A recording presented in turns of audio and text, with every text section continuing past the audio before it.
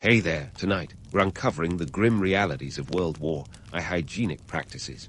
What you're about to discover might surprise you as we delve into a time when lice were combated with fire and trenches were filled with more than just soldiers. If these stories help you unwind, I'd love a quick like or subscribe, but only if they're genuinely working for you. I'm curious where in the world you're listening from, so drop your location and local time in the comments. It's amazing seeing our little community span the globe through these historical tales. Now find your comfort zone, perhaps turn on a fan for that gentle background hum, and let's venture into tonight's story together. The trenches of World War I were less a place of heroic exploits and more of a gritty reality check on the limits of human endurance and hygiene. If you thought your gym locker room was bad, you might want to sit down for this one. Here, hygiene was about as welcome as snow in July, and the results were predictably ghastly. We're talking filth on a level that would make even the most dedicated Slav raise an eyebrow. Trench warfare was a grueling affair, stretching from 1914 to 1918, with soldiers huddled together like sardines in a tin that hadn't been cleaned in years. The combination of rain, mud, and the sheer volume of humans crammed into these spaces turned the trenches into something resembling a poorly maintained swamp. And in this swamp, a new kind of horror emerged: trench foot. Ah, trench foot. If there was ever a badge of honor you didn't want, this was it. It's what happened when soldiers' feet were exposed to damp, unsanitary, and cold conditions for long periods, like days, sometimes weeks at a time. The symptoms: swelling, numbness, and an eventual transformation of your foot into something that looked more like a rotting vegetable than a functional limb. During the winter of 1914-1915 alone, over 20,000 British soldiers were treated for it. Imagine trying to fight a war while your feet are decomposing. Not exactly the stuff of glory. But why was this such a rampant issue? Well, the mud and water were relentless, and the soldiers often lacked sufficient dry socks or boots, which were crucial for prevention. Supplies were inconsistent. Sometimes they'd arrive. Sometimes they'd get stuck in the logistics quagmire that was the Western Front. Even when dry socks were available, changing them in the middle of a waterlogged trench was a bit like trying to stay dry in a car wash. Sanitation, the kind we take for granted today, was a pipe dream. Latrines were little more than shallow pits, and let's just say that they filled up fast with thousands of soldiers relieving themselves daily.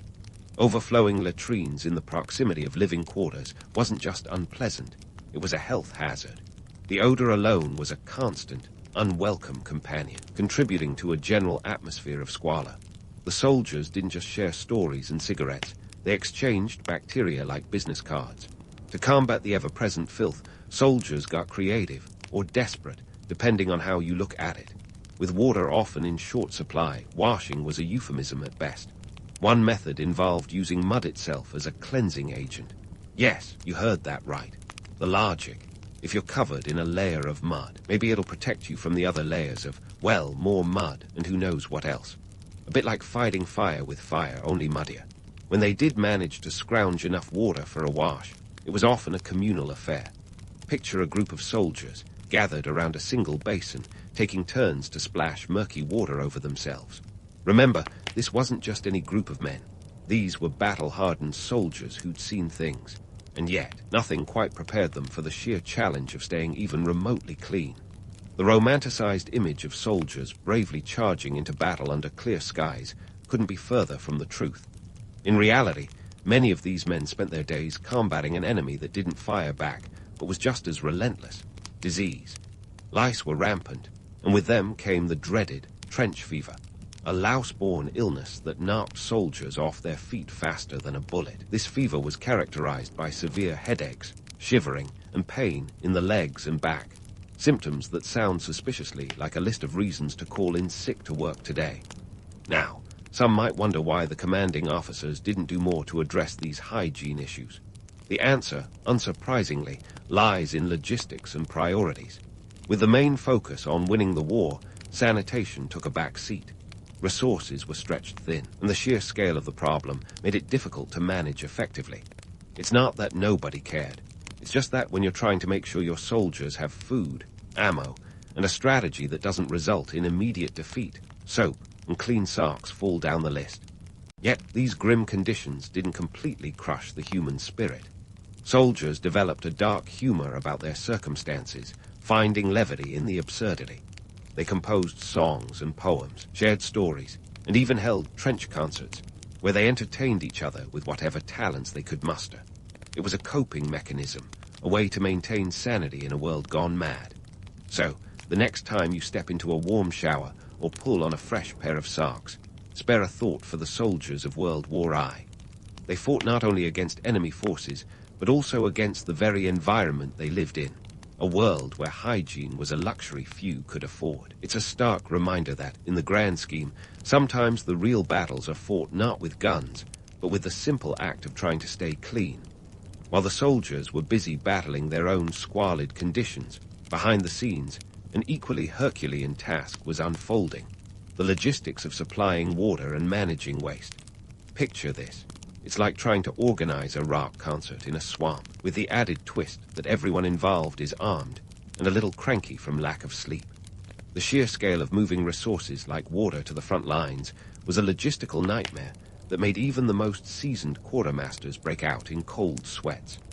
Imagine keeping thousands of soldiers hydrated when the nearest water source could be miles away, often in territory that was, let's say, less than hospitable.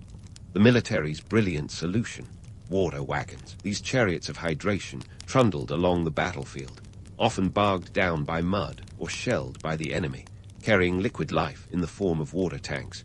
And when the water did arrive, it was often teeming with delightful extras like bacteria and dirt.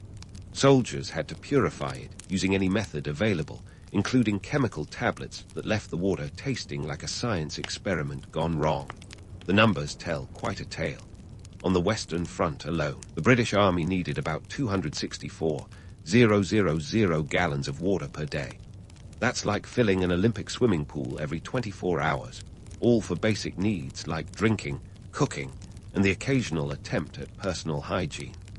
The French and Germans faced similar challenges, often relying on hastily constructed pipelines that were as reliable as a politician's promise. And let's not forget the relentless artillery fire that had the annoying habit of turning water supply lines into Swiss cheese. But providing water was only half the battle. The other half was managing waste, an endeavor that might make your average sanitation worker weep into their coffee. The trenches were a breeding ground for disease, thanks in large part to the optimistic, yet utterly impractical attempts at regulating hygiene. Military manuals outline procedures for waste disposal with all the confidence of a first-time skydiver. Latrines were supposed to be dug at specific distances from the living quarters. In theory, this was a splendid idea. In practice, the trenches were so packed that following these regulations was a bit like trying to keep a goldfish in a sharp glass. And so, the soldiers dug, and dug, and dug some more. The British alone constructed over 250,000 latrines during the war, which is about as appealing as it sounds. Keeping these from becoming cesspools of disease was a Sisyphean task. You see, when thousands of people are using these makeshift toilets daily, the raw math isn't on your side. Overflow was inevitable, and the resulting conditions were less stiff upper lip and more hold your nose and pray. The military's attempts at regulating this chaos often bordered on the absurd. Orders were issued for the latrines to be covered up and new ones dug regularly.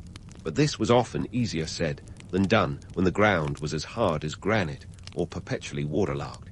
Add to this the constant threat of enemy fire, and you can see why sanitation became a bit of a lost cause.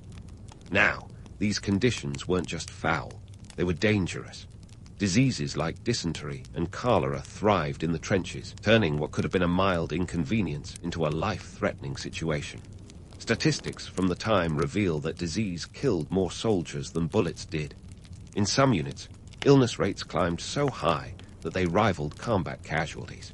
It's a grim reminder that, in war, sometimes your biggest enemy is the one you can't see.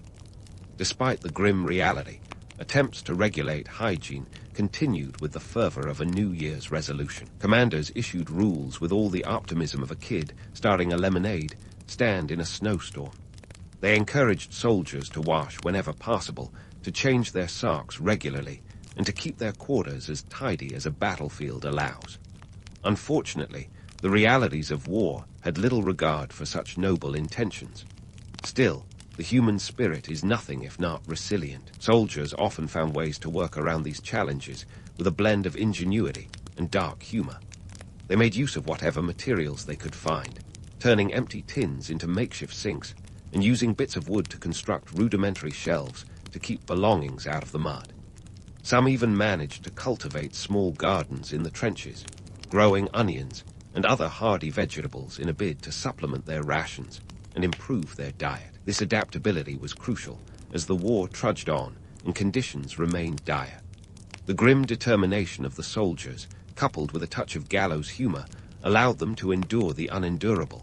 It's said that laughter is the best medicine, and in the trenches, it might have been the only one available. So, as the war dragged on, the logistical challenges of supplying water and managing waste persisted, a constant reminder of the harsh realities of trench warfare. Yet, through it all, the soldiers continued to fight, not just against their enemies, but against the very environment in which they lived. They adapted, they endured, and they found ways to survive in conditions that would have broken many others. And while the story of World War I is filled with tales of heroism and sacrifice, it's also a testament to the power of the human spirit to overcome adversity. For every battle fought on the front lines, there was another fought in the trenches, against filth and disease, and sometimes just for a moment of peace. It's a story not just of war, but of survival in the face of overwhelming odds. And as we continue to explore this period, we'll delve deeper into the strategies and innovations that emerged from the trenches, as soldiers and commanders alike grappled with the monumental task of waging war in a world where even basic hygiene was a struggle. As we shift from the grim logistics of water and waste to the equally charming world of trench cuisine, let's just say the soldiers' palates were in for a rough ride. Welcome to the battlefield buffet, where the menu was less Michelin star and more mystery meat. If you ever thought airline food was bad, prepare to have your taste buds challenged by the culinary delights, or rather, horrors, served up during World War I. Let's start with the piece de resistance, bully beef. This canned corned beef was the go-to meal for many soldiers. Now, you might think of corned beef as a deli staple, but the version served in the trenches was about as far from gourmet as you could get.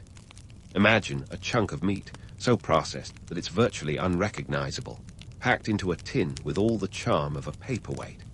The British soldiers' daily ration often included a can of this delightful delicacy, and it wasn't exactly winning any culinary awards. And then there was the infamous Macinarchy.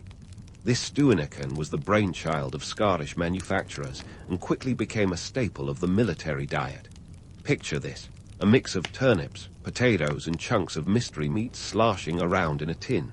Heated, it was barely edible. Cold, it was about as appetizing as a slap in the face. Yet it was a staple, primarily because it was cheap and could survive the kind of logistical nightmares that seemed to plague every supply line. Now, it's not that the military wanted to serve food that was barely passable as such. It was more a matter of necessity. Feeding a vast army in the middle of a war zone was a logistical challenge that makes planning a family holiday look like a walk in the park. The British Army alone had to feed around 2 million soldiers at its peak. That's a lot of mouths to feed. And when you add in the complexities of wartime rationing and supply disruptions, the choices narrowed considerably. Speaking of rationing, it wasn't just a matter of sending food to the front lines. At home, the war had spurred a whole new way of thinking about food.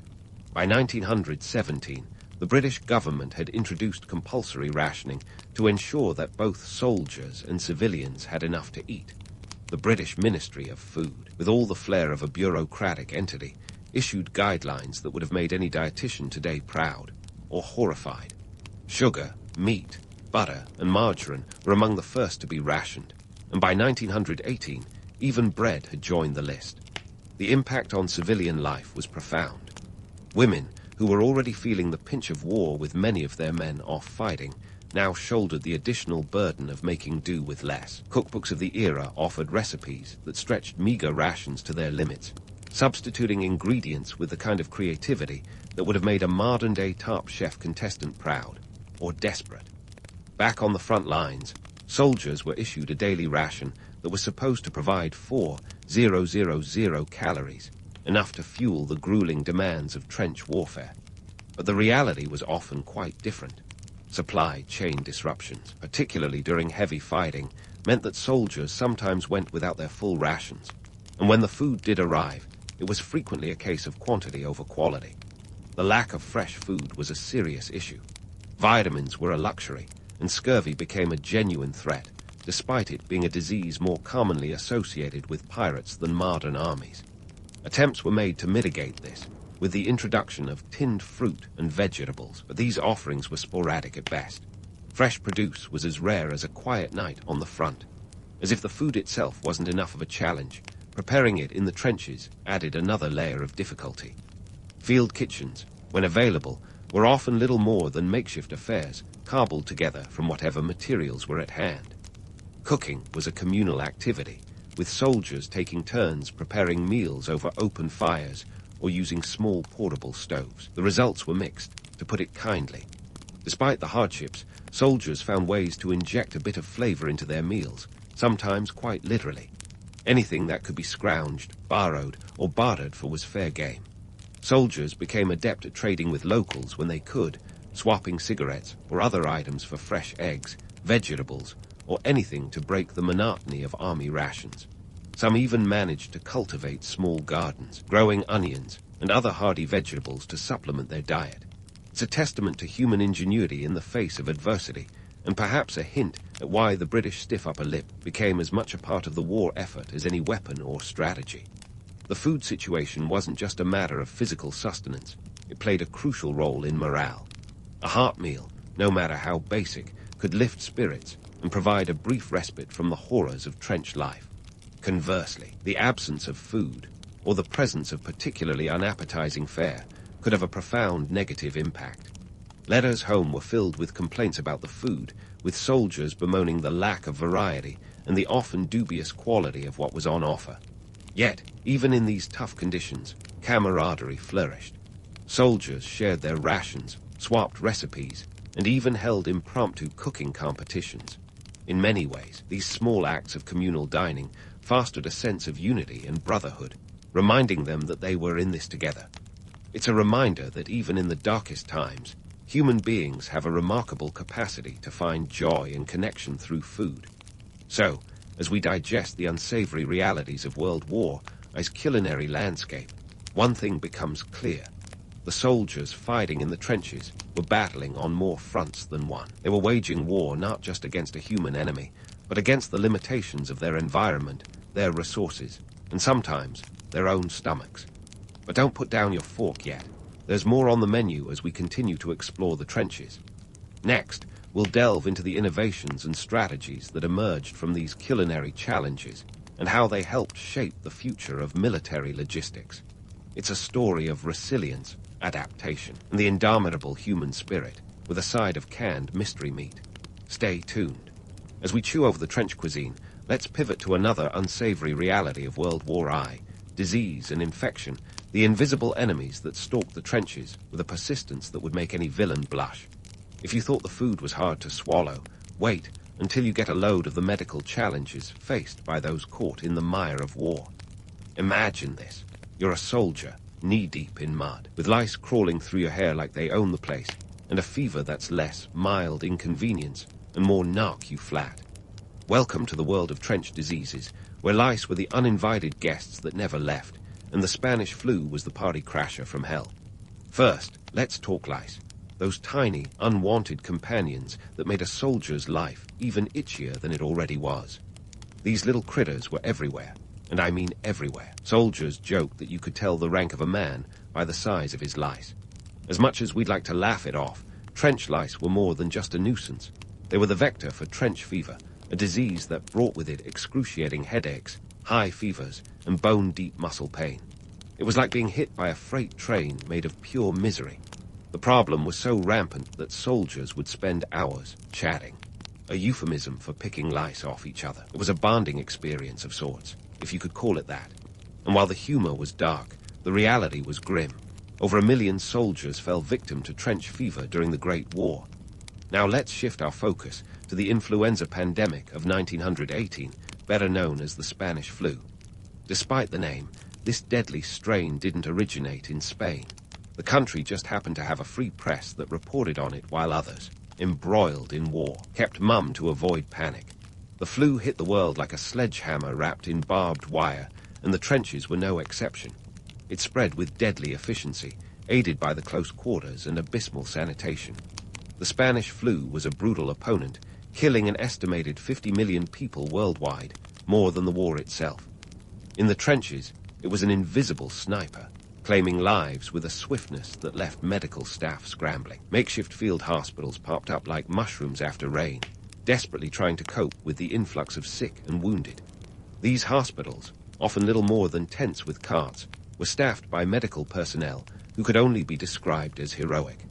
These men and women, under-resourced and overworked, faced the monumental task of treating injuries and diseases with supplies that would make a modern ER look like a luxury spa. Antibiotics, forget it. Aspirin and whiskey were more likely to be found in their medical kit. Field medics, often romanticized as gallant saviors, faced a grim reality that was anything but glamorous.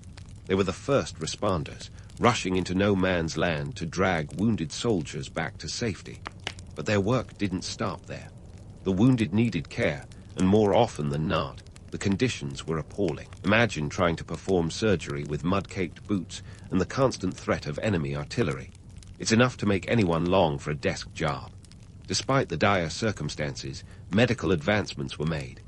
Blood transfusions became more common, and the use of antiseptics helped reduce infections. These were small victories in a war that was anything but small. Yet, the medical staff were fighting an uphill battle, with the number of casualties often overwhelming their limited resources. There were over 2,000 doctors and 13,000 nurses serving with the British forces alone by the end of the war. These figures underscore the scale of the medical effort, a testament to the determination and resilience of these unsung heroes. They dealt with everything from bullet wounds to gangrene, often improvising with whatever they had on hand. Imagine trying to sterilize instruments in a trench. It's a task that involved more hope than hygiene, and let's not forget the psychological toll. Shell shock, now recognized as PTSD, was a specter that haunted many soldiers. The medical community was only just beginning to understand this condition, which left soldiers unable to function, plagued by nightmares and anxiety. Treatments ranged from compassionate care to more draconian measures like electric shock therapy. It was a field still in its infancy, struggling to reconcile the need for treatment with the limited understanding of the human mind. The reality of wartime medical care was stark. The image of a battlefield medic, dashing through danger to save lives, is undeniably romantic. But the truth was far messier, a tapestry of courage and chaos woven together by the relentless demands of war. These medics were not just fighting to save lives. They were contending with the very limits of medical science at the time. As the war dragged on, the medical responses adapted and evolved. The Spanish flu eventually waned, leaving behind a world that was forever changed. The lessons learned in the trenches would go on to shape modern medicine, from the development of vaccines to the establishment of more robust public health systems. It was a crucible of innovation, born out of necessity and forged in hardship. So, as we continue to unravel the tangled threads of World War I, remember the medics and the challenges they faced. They were the silent warriors, battling disease and injury with a fortitude that rivaled any frontline soldier. Their story is a testament to human resilience, a reminder that even in the darkest times, there is light in the unwavering commitment to save lives.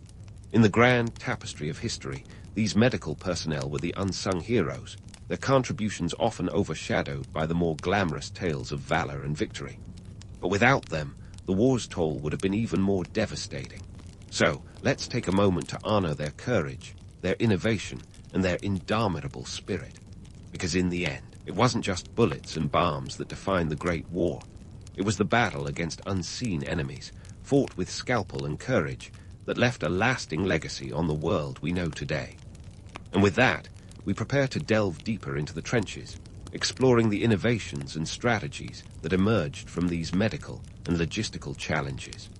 The story of World War I is far from over, with many more layers to uncover, each revealing new insights into the resilience and resourcefulness of those who lived through one of history's most harrowing conflicts.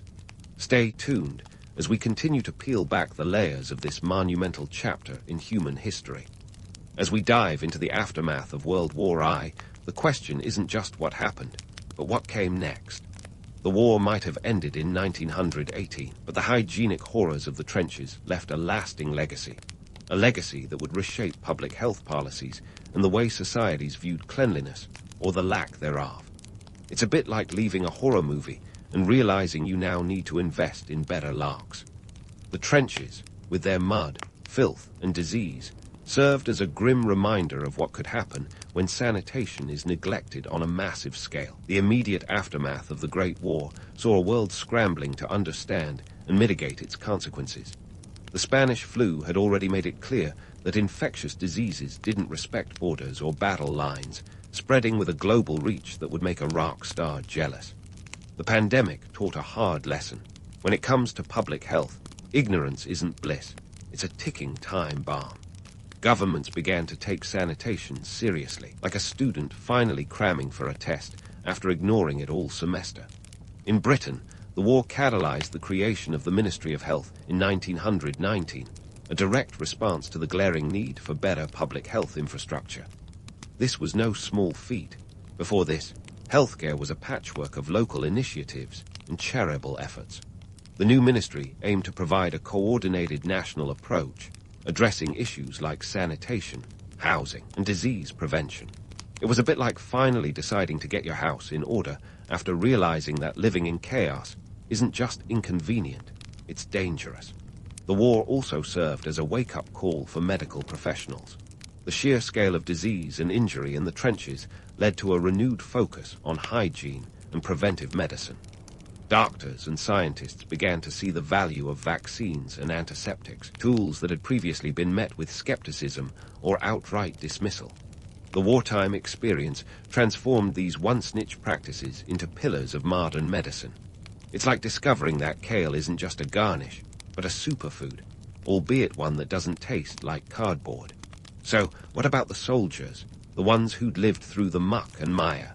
The war didn't just change public health policy, it changed societal attitudes toward cleanliness and personal hygiene. Men who returned from the front lines brought back more than just war stories. They brought back a newfound appreciation for soap and clean water. It was as if they'd been given a crash course in the importance of hygiene, and they weren't about to forget that lesson anytime soon. This shift in mindset trickled down to everyday life. The 1920 saw a rise in the availability and popularity of personal hygiene products. Soap, once a luxury item, became a staple of daily life, and the idea of regular bathing gained traction. Advertisements from the era reflect this change, with slogans that touted the virtues of cleanliness in ways that would make any germaphobe beam with pride. It was a cultural shift that would have lasting repercussions, paving the way for the modern hygiene standards we take for granted today.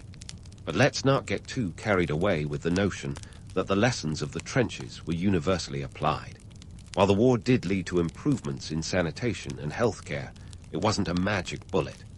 Many of the world's poorer regions continue to struggle with basic health infrastructure, a sobering reminder that progress is rarely evenly distributed. It's like patching a hole in your roof but ignoring the cracks in the walls. The lessons were there for the taking, but not everyone was in a position to learn them. And what of the myth of the glorious war? World War I shattered many illusions, not least the romantic notion of war as a noble and heroic endeavor. The trenches didn't just kill soldiers. They killed the idea that war was anything but brutal and filthy. The poets of the war, Wilfred Owen, Siegfried Sassoon, and others, captured this reality with a rawness that left little room for romanticism. Their words painted a picture not of glory, but of mud, blood, and disillusionment. In the years following the war, this anti-glamorous view of conflict gained traction. The idea that war was a last resort, a failure of diplomacy rather than a test of national virtue, began to take root. It was a significant cultural shift, one that would influence international relations and the public's perception of military action for decades to come. The notion that war was something to be avoided, rather than sought, became more than a pacifist's dream. It became a societal norm. Yet, as history has shown, the allure of the glorious war is hard to kill. Despite the harsh lessons of the trenches, the world would once again find itself embroiled in conflict just 2 decades later. World War II brought its own set of challenges and horrors, but the experiences of World War I lingered like a shadow, a reminder of the consequences of neglecting sanitation in the chaos of war. The second global conflict saw improvements in military hygiene, with lessons learned from the trenches applied to reduce disease and improve soldier welfare. It was progress, albeit hard-won and costly. In the long run, the legacy of World War I's trench conditions went beyond immediate medical and sanitary reforms. It sparked a broader awareness of public health issues, influencing urban planning, housing, and infrastructure development. Cities began to prioritize clean water supplies and effective waste management, recognizing that these were not just conveniences, but necessities for a healthy population. The war had driven home the point that health was a communal responsibility, not just a personal one. As we wrap up this historical journey through the muck and mire of World War I, it's clear that the lessons of the trenches were both practical and profound. They taught us that sanitation isn't just about cleanliness, it's about survival. They showed us that war, far from being a glorious endeavor, is often a grim battle against the elements, disease, and human folly. And they reminded us that even in the darkest times, humanity's resilience and ingenuity can shine through. So, as you step out of your warm shower or savor a hot meal, spare a thought for those who endured the trenches. Their suffering wasn't in vain. It paved the way for a better understanding of health, hygiene, and the human condition. And while the romantic myths of war may never fully fade, the harsh realities of the trenches serve as a powerful counterpoint, a reminder that the true cost of conflict is anything but glorious.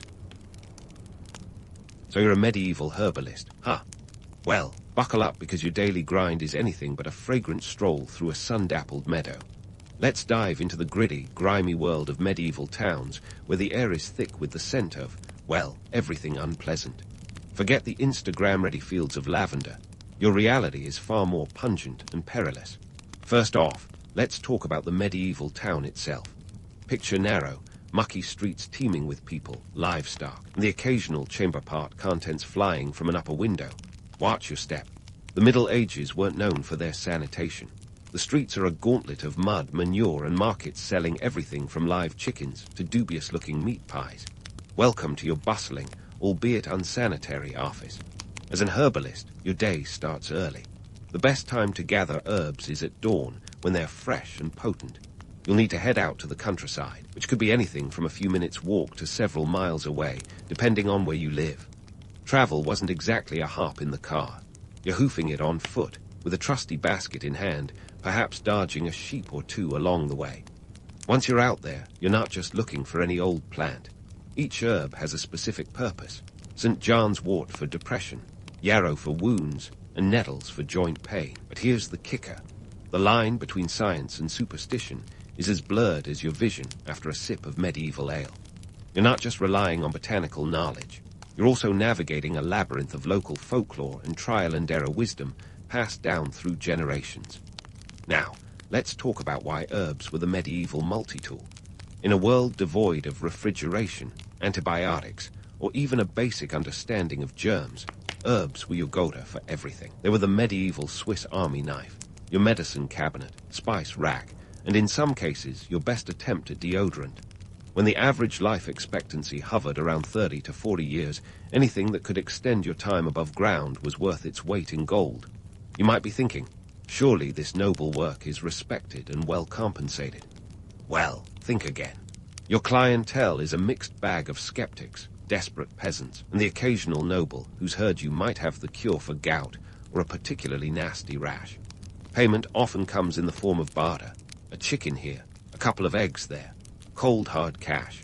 Rarely. Here's the kicker. You're treading a fine line between revered healer and witchy weirdo. Step too far into the realm of the mysterious, and you risk a one-way ticket to a trial by water or worse. The medieval justice system isn't exactly known for its fairness or due process. Remember, in 1324, Alice Keitler, an Irish woman, was accused of witchcraft largely due to her knowledge of herbal remedies. But back to your day. After gathering your herbs, it's time to head back, carefully avoiding any enthusiastic pigs rooting through the refuse in the streets. Once home, you'll need to dry, grind, or steep your herbs, methods honed over centuries, but still very much a guessing game. Without precise measurements or modern equipment, your workshop looks more like a set from a fantasy film than a place of scientific inquiry. As you prepare your latest concoction, consider this. Your knowledge, for all its quirks, is a vital resource in your community. You're the ER, pharmacy, and therapist all rolled into one. And while the 21st century might have doctors with degrees and sterile clinics, they don't have the charm of your ragtag operation or the thrill of wondering if today's remedy might just work, or at least not make things worse. So, as the sun sets and the town settles into the familiar smells of evening cookfires, you reflect on another day in the life of a medieval herbalist. Sure, it's not glamorous or even particularly safe, but in a world where the line between life and death is as thin as a pressed petal, you're a beacon of hope, or at least a slightly less awful alternative to bleeding with leeches. But let's dive deeper into the nitty-gritty of your herbalist gig. Spoiler alert, it's not the medieval version of a tech startup. If you're dreaming of rolling in riches, well, the only thing rolling here might be your eyes at the latest absurd request for a miracle cure. Your average day is a balancing act of survival, not a ticket to luxury. So, what's the going rate for your miraculous concoctions? Let's just say if you were hoping for a medieval mansion, you're more likely to end up with a hut slightly larger than a chicken coop. The economy is as unpredictable as a medieval weather forecast and keeps you on your toes. A good day might see you trading a batch of headache-relieving willow bark for a couple of eggs or a loaf of bread. If you're really lucky, maybe even a bit of cheese. Cold, hard cash. You'd have better luck finding a unicorn grazing in the town square. While bartering is the mainstay of your transactions, it's a fickle beast. The value of your herbs is as changeable as the whims of whoever's got something to trade. One day, your rosemary might be in high demand for a noble's feast. The next, it's worth less than the mud on your shoes. And let's not forget the cost of your raw materials. Seeds, if you're buying them instead of foraging, might cost a few pence. But pence add up when your income is more chicken than ching. Now, speaking of costs, let's talk about what really grinds your gears, the supplies. Maintaining a decent stockpile of herbs involves a mix of cultivation, foraging, and a healthy dose of luck. You're constantly at the mercy of Mother Nature, who, let's face it, isn't always in a benevolent mood. A late frost or heavy rain could turn your herb garden into a soggy mess faster than you can say apothecary. The precariousness of your profession is enough to keep you up at night. A bad harvest doesn't just mean a bad season. It can spell doom for your entire livelihood. And let's not even start on the livestock. If a cow gets sick, and you've got nothing left to trade for its cure, well, there goes your milk supply, and with it, a significant chunk of your barter currency. And it's not just the elements you're battling. There's also the looming specter of the local lord or church official eyeing your operations with suspicion, or worse, envy. Remember, in this era, tax is just a friendlier word for extortion, and the powers that be don't hesitate to take their cut, whether it's owed or not. Pay up, or they'll make your life more miserable than a medieval dentist. Amidst all this, you have to maintain your reputation. In a time when Yelp reviews are replaced by word of mouth, a single disgruntled client can send your business plummeting faster than a lead-filled cauldron. Your clientele includes everyone from the local peasantry to the occasional visiting merchant looking for something to ease their travel-weary bones. Each transaction is a delicate dance between providing genuine relief and keeping your practices just mysterious enough to impress, but not so mysterious that you're accused of witchcraft. Still, there's a certain romance to it all. You're part of a tradition as old as time. Healers who have walked the earth with knowledge passed down through generations. But romance doesn't butter the bread, or in your case, it doesn't secure that extra egg or two. The myth of the wise herbalist with all the answers is a comforting notion, but the reality is more complex and far less cushy. You're as much a part of the economic food chain as the baker, the blacksmith, and even the town crier. And as night falls, you're left to ponder whether tomorrow will bring fortune or frustration. It's a life of constant hustle, but in a world where certainty is about as common as a dragon sighting, you take what you can get. You might not have riches, but you've got resourcefulness in spades, and sometimes that's the most valuable currency of all. So rest up, because tomorrow isn't going to wait for you to catch up. But let's not get too comfortable with the idea of resourcefulness being your medieval superpower. Just as you're drifting off to sleep, you're jolted awake by the harsh reality of the medieval social ladder, a rickety contraption where you're precariously perched somewhere between a respected healer and a suspect sorcerer. The herbalist's life is a constant balancing act on the razor's edge of social acceptability. In medieval society, the hierarchy is as rigid as a knight's armor after a full day in the sun. At the top, you have the nobility and clergy, whose word is as good as law, followed by a muddled middle class of merchants and craftsmen. You, dear herbalist, are somewhere down with the peasants and laborers, your expertise both sought after and scorned in equal measure. You see, medicine in the Middle Ages was basically a mishmash of ancient texts, folklore, and whatever the local wise woman said worked. While physicians, often educated in universities and primarily men, held the official title of doctor, you, the herbalist, worked within a more nebulous space. Physicians were the medieval equivalent of modern-day specialists, but with a curriculum that included astrology alongside anatomy. Their status was bolstered by the church, the state, and their hefty fees, which meant they mostly catered to those with a few extra coins to spare. Herbalists like you, however, were the grassroots healthcare professionals, if you will. Your clientele, mostly those who couldn't afford the luxury of a doctor's visit or were too rural to access one. This put you in a unique position.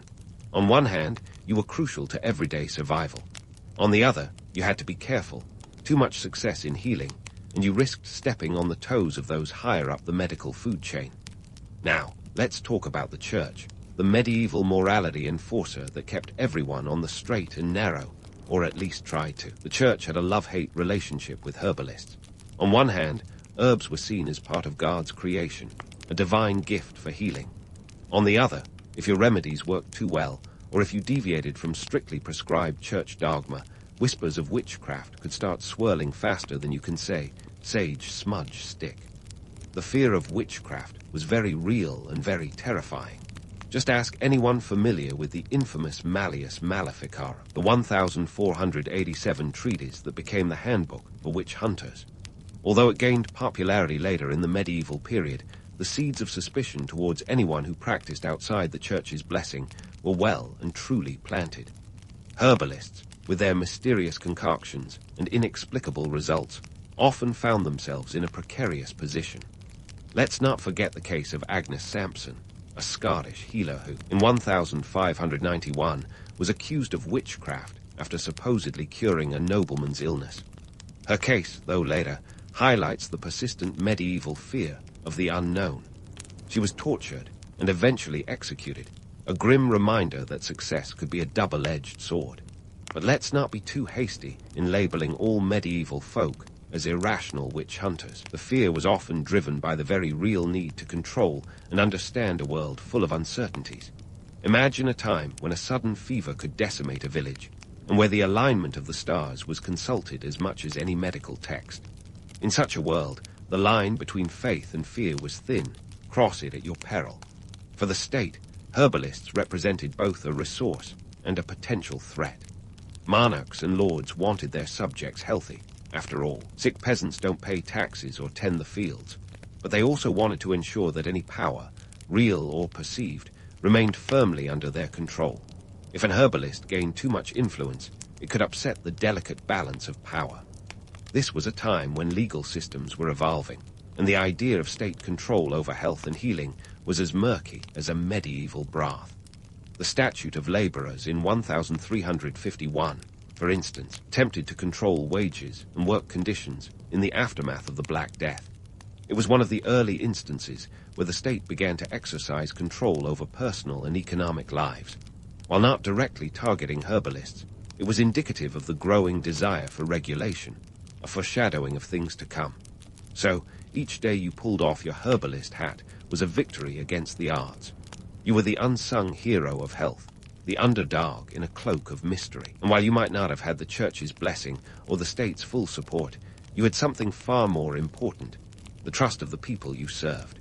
Sure, it was a trust peppered with suspicion, but in a world where every dawn could bring a new disaster, your knowledge was a lifeline. As you dabbled with your dried herbs and crumbly roots, you were doing more than mixing potions. You were weaving threads of hope in a tapestry of uncertainty. In a time when life was as unpredictable as a medieval weather vane, your role was crucial. You were the bridge between the known and the unknown, a flickering light in the murky shadows of the Middle Ages. With each successful remedy, you danced closer to the dangerous edge of what was considered acceptable. But that's the thing about edges. They offer the best views. And despite the risks, despite the ever-watchful eyes of church and state, you persevered. Because in the end, it wasn't just about survival. It was about making a difference, one herb at a time. But remember, tomorrow's another day, and the medieval world never sleeps. So, keep that mortar and pestle ready. It's sure to be another unpredictable day in the life of a medieval herbalist. So here you are, still juggling herbs and holding on to hope like it's a medieval lottery ticket. But as the clock ticks toward the Renaissance, the world around you is shifting like a continental plate under a medieval village. The political landscape is morphing, and not in your favor if you're clinging to the old ways like a barnacle on a ship's hull. First up, let's talk universities. By the 12th century, these institutions are sprouting up across Europe like dandelions after a spring rain. You've got Bologna, Paris, Oxford, each boasting faculties that include medicine, a term that might make you chuckle if you weren't so worried about your livelihood. These places are churning out physicians who look down their noses at herbalists like you, dismissing your hard-earned knowledge as mere folklore. It's like the high school prom king sneering at the chess club, unfair but brutally real. These university-educated types, they're armed with Latin texts and the backing of the church, which means their word is gospel. Literally, the rise of scholasticism is pushing a wedge between the scientifically curious and the traditionally wise. And guess which side you're on. Spoiler, it's not the side with formal recognition or church endorsement. But let's be honest, these scholars are swamped with Gaelic theories that are as convoluted as a medieval map. They're poring over ancient texts like Galen's De Methodo Medendi, trying to balance the four humours while you're out here, hands dirty, actually treating ailments with plants that work. Yet the allure of a doctor's title is undeniable. It's like the medieval equivalent of a blue checkmark on Twitter, instant credibility, whether deserved or not. Now, enter the Black Death, Europe's unwelcome guest from 1347 to 1351. This pandemic doesn't just reshape the population, it reshapes attitudes toward medicine as well. When the plague hit, it was like a cosmic reset button, wiping out anywhere from 25 to 50 million people, about a third of Europe's population. That's not just a statistic. That's your neighbors, your clients, your entire market base vanishing overnight. In the face of such a cataclysm, people turn to what they know, and for many, that's herbal medicine. With doctors as scarce as hen's teeth, and often as effective as snake oil, folks begin to rely even more on traditional remedies. It's a grim reminder that when the chips are down, practicality trumps prestige every time. Your role becomes crucial, but not without a price. Desperate times breed desperate measures, and the line between healer and hunted is as thin as a monk's hair shirt. Yet, despite the carnage, the Black Death strengthens the case for some aspects of herbal medicine. When the plague doctors, with their beak-like masks and dubious potions, fail to stem the tide of death, your herbal concoctions offer a glimmer of hope, or at least a placebo effect strong enough to comfort the ailing. But don't get too comfortable. As the Renaissance dawns, the intellectual tide continues to shift. The rediscovery of classical texts fuels a renewed interest in empirical observation, a double-edged sword for you. On one hand, it validates the effectiveness of some traditional remedies. On the other, it opens the door for more structured, often exclusionary, approaches to medical practice. The burgeoning focus on humanism leads to an increased scrutiny of old knowledge. If your methods can't be quantified or neatly categorized, they risk being discarded like yesterday's chamber pot contents. The Renaissance is all about rebirth, but for herbalists, it's more like a rebirth of bias and suspicion wrapped in a toga of enlightenment. Moreover, the political climate is evolving. Monarchs, eager to consolidate power, begin to see the value in regulating medical practice. The 16th century brings the first attempts at licensing medical practitioners, another nail in the coffin for unlicensed herbalists. Suddenly, your hard-won skills are deemed inferior to a piece of parchment with a fancy seal. And let's not overlook the economic implications. As the feudal system starts to crumble, a cash-based economy begins to emerge, leaving barterers like you scrambling to adapt. Your herbs might still be worth an egg or two, but can they pay the new taxes imposed by increasingly centralized governments? The squeeze is on, and it's tighter than a medieval corset. So here you stand, caught in the crossfire of progress and preservation. The world is changing faster than a knight can charge into battle, and you're left clinging to the remnants of a tradition that's both revered and reviled. Yet, in this swirling vortex of change, there's a lesson as timeless as the hills. Adaptability is key. The Renaissance may be a time of rebirth, but it's also a time of reinvention. And if there's one thing herbalists know, it's how to adapt to nature's whims. As you ponder your next move, remember that history has a habit of swinging back around. Today's outcast could be tomorrow's innovator. So keep those herbs handy and your wits sharper than a surgeon's scalpel, because the medieval world might be closing its doors, but the Renaissance just might open a window. So here you are, caught in the swirling tides of history, where the ancient wisdom of herbalism meets the relentless march of progress. It's a bit like standing on a medieval bridge while the Renaissance river threatens to wash you into the unknown. But let's not get swept away just yet. We've got some myths to bust and realities to face. First off, let's tackle the myth of the wise, respected herbalist, a trope as appealing as it is misleading. Sure, there's a romantic allure to the image of a sagely figure, surrounded by a halo of fragrant herbs, dispensing cures with a knowing smile.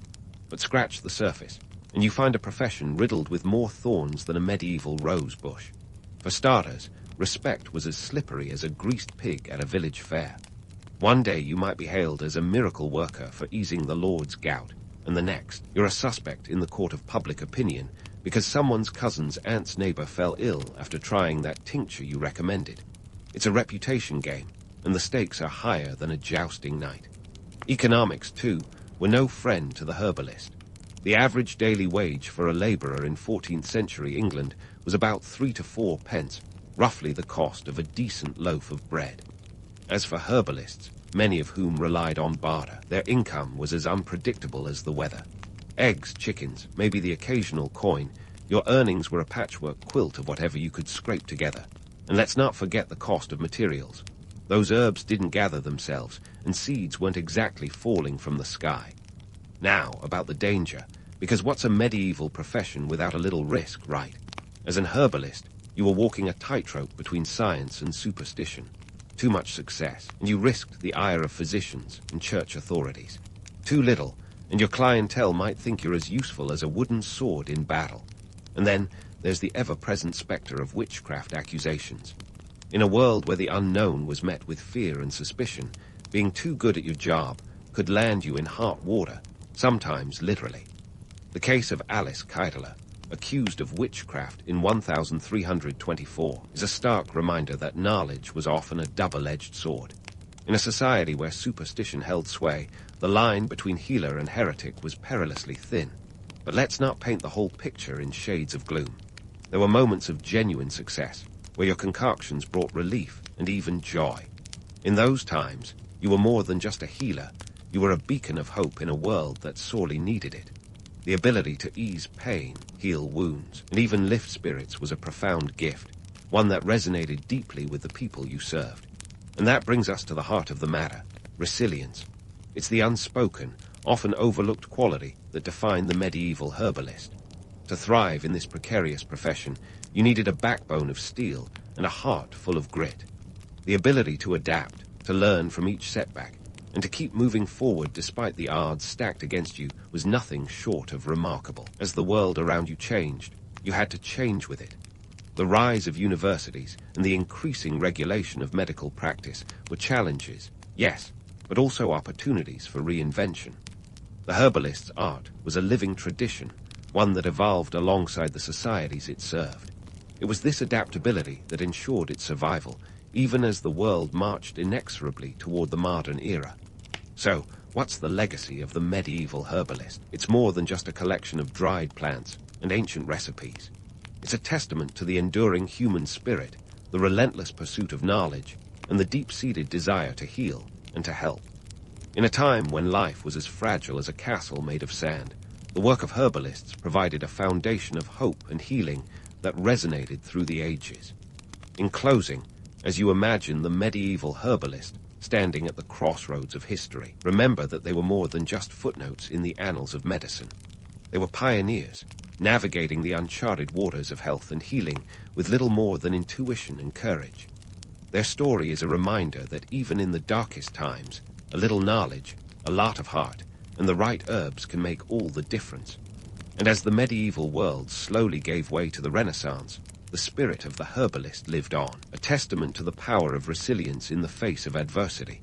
So next time you brew a cup of herbal tea or reach for a natural remedy, give a nod to those early pioneers who, against all odds, carved a path through the tangled undergrowth of history. Because if there's one thing they've taught us, it's this: where there's a will and a bit of willow bark, there's a way. In the swirling chaos of Alexandria's streets, where the scent of spices mingled with the brine of the Mediterranean and the din of merchants hawking their wares could raise the dead, a young Hypatia learned to navigate the world's most eclectic intellectual circus. Alexandria, circa 350 AD, wasn't just a city. It was the ancient equivalent of Wikipedia, a melting pot of cultures, ideas, and the occasional riot. Think of it as the internet before the internet, minus the cat memes, but with a lot more papyrus, and people shouting in multiple languages. Raised in this cauldron of chaos was Hypatia, daughter of Theon, an esteemed mathematician, and a man who probably had the ancient equivalent of a PhD in "don't bother me, I'm calculating." Theon was a real piece of work, a guy who spent more time with his nose in star charts than in reality, which, let's face it, is a relatable mood. He was determined to mold Hypatia into a polymath, a scholar who could navigate the complex webs of geometry and philosophy while dodging the occasional donkey cart on Alexandria's cobbled streets. Now, Theon wasn't your average dad. Instead of bedtime stories, he probably regaled Hypatia with tales of Euclid and Ptolemy, which sounds fun if you're into that sort of thing. He was an intellectual powerhouse in the city's museum, a place that sounds like it should be full of dusty relics, but was actually a buzzing hive of learning, debate, and the occasional intellectual throwdown. It was here that Hypatia absorbed the wisdom of the ancients like a sponge, becoming fluent in the language of numbers and the dance of the cosmos, all before most kids today have figured out their times tables. Alexandria itself was a character in Hypatia's story. The city was a mad concoction of Greek, Egyptian, Roman, and Jewish influences, a buffet of cultures where you could snag a philosophical debate with your garum-soaked bread. It was a place where ideas were as likely to clash as statues were to topple during one of the city's frequent political brawls. Amidst this, Hypatia stood out, not just for her intellect, but for her ability to hold her own in a society that often treated women as afterthoughts. She wasn't just breaking glass ceilings, she was shattering them with a well-aimed theorem. The marketplace was perhaps the best microcosm of the city's vibrancy and chaos. Picture a scene where a philosopher haggles over the price of a scroll while dodging a runaway goat, or where a Roman centurion argues over the quality of imported wine. This was the backdrop to Hypatia's formative years, a place where ideas were exchanged as eagerly as goods, and where the air was thick with the possibility of discovery and the occasional fishmonger's curse. Despite the romantic notions of Alexandria as a beacon of learning, let's not gloss over its less glamorous realities. This was a city where political tensions simmered like a pot of lentil stew left too long on the fire. The streets were a patchwork of Roman order and Egyptian tradition, and the balance was as precarious as a philosopher's ego. Hypatia, however, learned to navigate these complexities with the grace of a seasoned rhetorician, never letting the city's tumultuous politics derail her pursuit of knowledge. As for the scholars of Alexandria, well, they were a peculiar bunch. The museum was a place where you could find a mathematician debating the finer points of a theorem with a philosopher who still wasn't convinced the earth was round. The city attracted thinkers like moths to a flame, each with their own eccentricities. One might speculate that Hypatia learned as much from observing these characters as she did from her father's teachings. These scholars were the sort who might spend an afternoon debating the meaning of life, and then, just as passionately, the best recipe for mulled wine.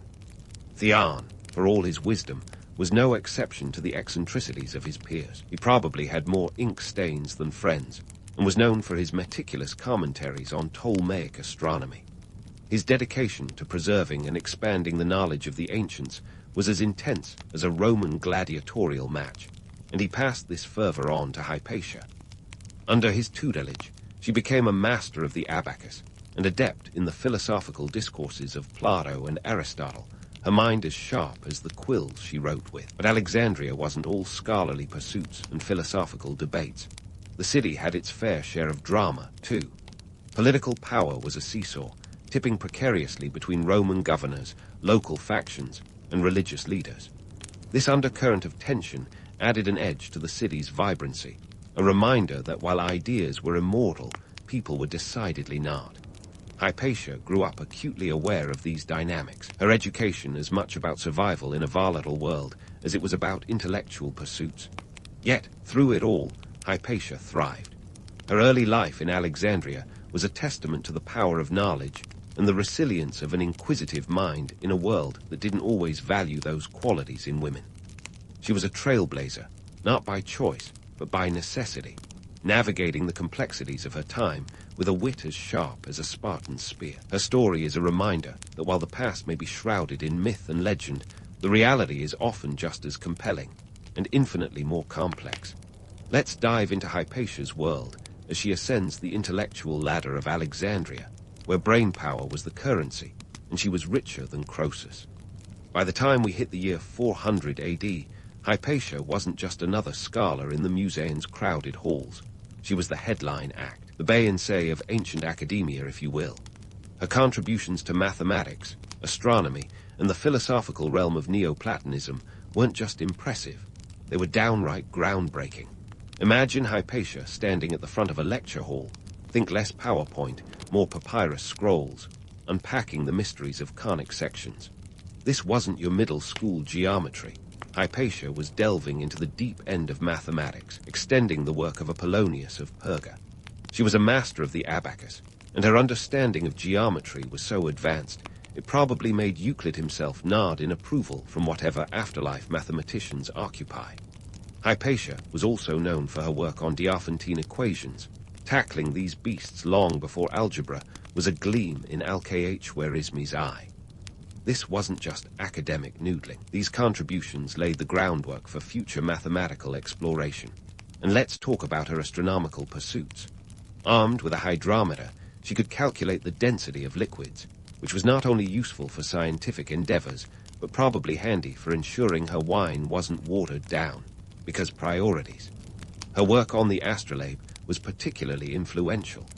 The astrolabe was the ancient world's Swiss army knife for astronomers, capable of telling time, finding the position of the stars, and even acting as a navigation aid. Hypatia refined its design, making her the go-to gal for anyone looking to navigate the cosmos, or more mundanely, the crowded streets of Alexandria, without getting hopelessly lost. In the realm of philosophy, Hypatia was a leading light of Neoplatonism, a school of thought that could best be described as Plato 2.0. This was a philosophical reboot that emphasized the existence of an ultimate, transcendent reality. Think of it as the original Matrix, but with less leather and more togas. Hypatia's seminars were legendary, attracting students from across the Mediterranean. These weren't just any students. They were the future movers and shakers, eager to soak up wisdom like sponges. Among her most famous pupils was Synesius of Cyrene, who would later become a bishop, and was known to keep in touch with Hypatia through letters that were part philosophical debate, part ancient fan mail. But let's pause here for a reality check. Being a female scholar in a patriarchal society was no walk in the park. It was more like trying to stroll through a lion's den while wearing a meat suit. Hypatia had to navigate a world where societal expectations were more rigid than a Roman legionnaire's morning drill. Yet she did so with wit and grace, her intellect and charisma earning her respect in circles where women were usually relegated to the sidelines.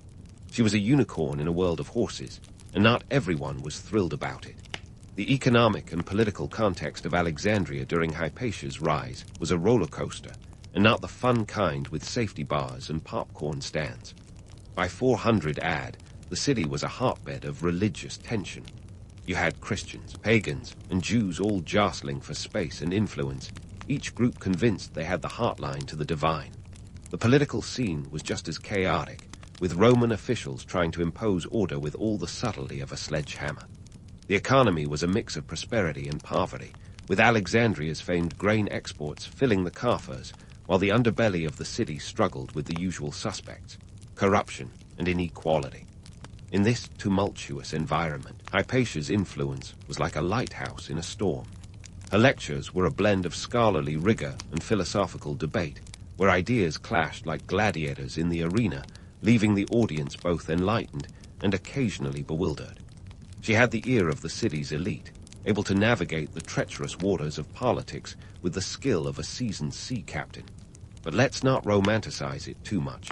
Hypatia's life was a constant balancing act, her status in the scholarly world always a few bad decisions away from being questioned or undermined.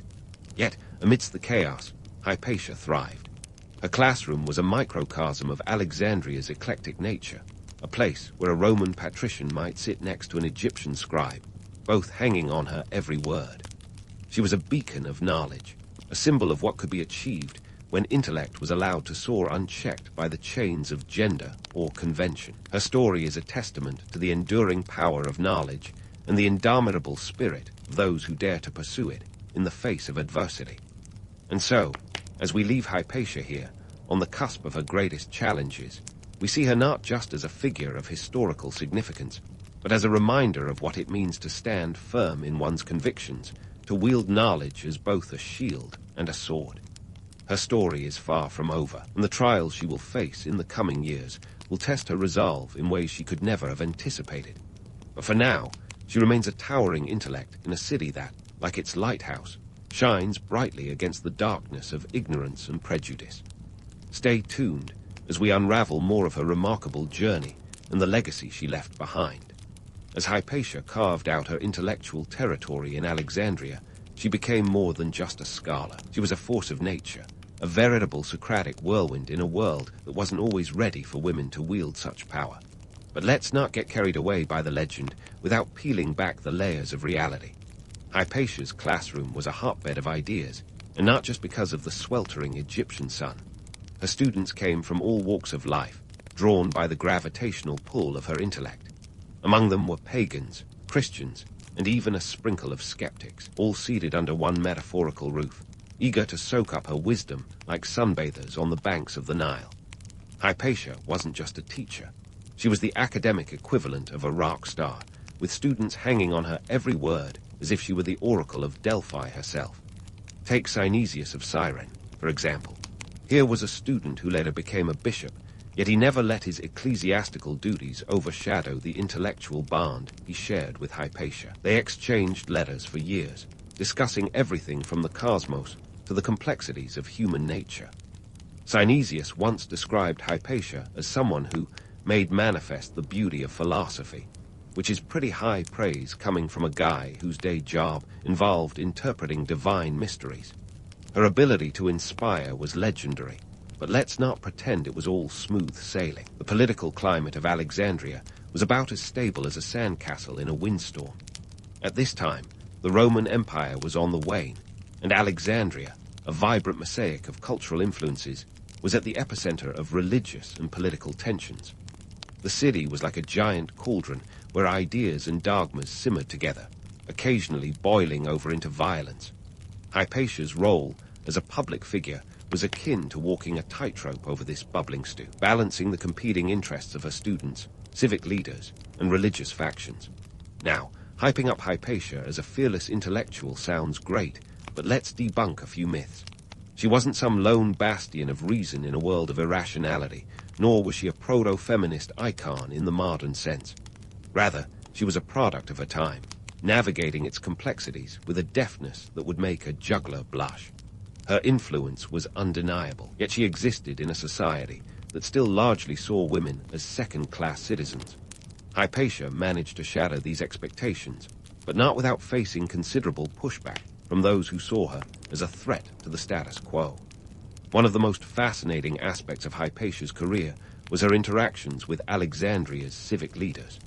These were men who wielded power with the subtlety of a sledgehammer, yet even they recognized the value of her counsel. In a city where political alliances were as fleeting as the morning mist over the Mediterranean, Hypatia's wisdom was a rare constant. She wasn't just a philosopher. She was a political player in her own right, albeit one who used persuasion and intellect rather than the more traditional methods of influence, like bribery or a well-timed knife in the back. Her relationship with Orsts, the Roman governor of Alexandria, is particularly noteworthy. Orsts was a man caught between a rock and a hard place, trying to maintain order in a city where the only thing everyone could agree on was their mutual disdain for Roman taxes. Hypatia's counsel was invaluable to him, as she provided a voice of reason amidst the cacophony of competing interests. Yet, their alliance was also a double-edged sword. In a time when religious tensions were at an all-time high, Hypatia's association with Orsts made her a target for those who saw her as an impediment to their own ambitions. Speaking of ambition, let's talk about Cyril, the patriarch of Alexandria, a man whose political machinations would make Machiavelli look like an amateur. Cyril was a master of religious politics, wielding influence with the finesse of a chess grandmaster. To him, Hypatia represented a threat, not just because of her philosophical leanings, but because she was a woman who dared to defy the prescribed social order. It's easy to paint Cyril as the villain in this historical drama, but let's not forget that he was a product of his time, much like Hypatia. His actions, though reprehensible by today's standards, were driven by the complex web of power dynamics he navigated daily. In the midst of these power plays, Hypatia maintained her role as an educator, her lectures serving as a beacon of knowledge in a city often overshadowed by turmoil. Her classroom was a microcosm of Alexandria itself, a place where different beliefs and ideas could clash and coexist. Yet, the very diversity that made her teaching so rich also sowed the seeds of conflict. Hypatia was well aware that her status as a public figure placed her in the crosshairs of those who saw her as a rival rather than a mentor. Despite these challenges, Hypatia's legacy as a teacher and public figure continued to grow, her influence spreading far beyond the walls of her lecture hall. She was a symbol of intellectual freedom in an age when dogma often reigned supreme. Her story is a testament to the power of knowledge and the resilience of the human spirit, a reminder that even in the darkest of times, the light of reason can shine brightly. Yet, as we delve deeper into Hypatia's life, it becomes clear that her story is not one of unmitigated triumph. The myths that surround her often obscure the harsh reality she faced as a woman in a patriarchal society. While her intellect and charisma earned her a place in history, they also made her a target, a fact that would ultimately play a pivotal role in the events that followed.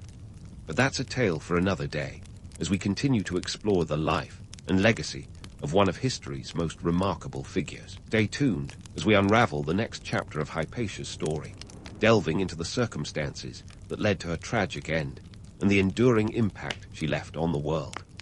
Her journey is far from over, and the lessons we can learn from her life are as relevant today as they were in the bustling streets of ancient Alexandria. And so, as Hypatia navigated the labyrinthine politics of Alexandria, she found herself increasingly ensnared by the city's simmering tensions. It was the early 5th century, a time when religious fervor was as potent as the city's famed perfumes, and just as likely to cause a headache. The city of Alexandria was a patchwork quilt of faiths, with Christians, pagans, and Jews all jostling for dominance in a dance that was more marsh pit than minuet. The Roman Empire's waning influence only added to the chaos, like a teacher trying to maintain order in a classroom where the kids have discovered a stash of fireworks. Now, let's talk about the Christians of Alexandria, who by the 400 had become a formidable force. They were no longer the underdog sect hiding in the catacombs. They were the rising power, eager to sweep away the old order like a zealous custodian with a new broom. This was a time when Christianity was transitioning from a persecuted faith to the official religion of the Roman Empire, and its followers were ready to claim their piece of the pie. or perhaps the entire bakery. But the Christians weren't the only players on this crowded stage. The pagans, clinging to their ancient traditions like a shipwrecked sailor to a piece of driftwood, were determined not to go quietly into that good night. Alexandria, with its storied history as a center of learning and cultural exchange, was one of the last bastions of pagan philosophy.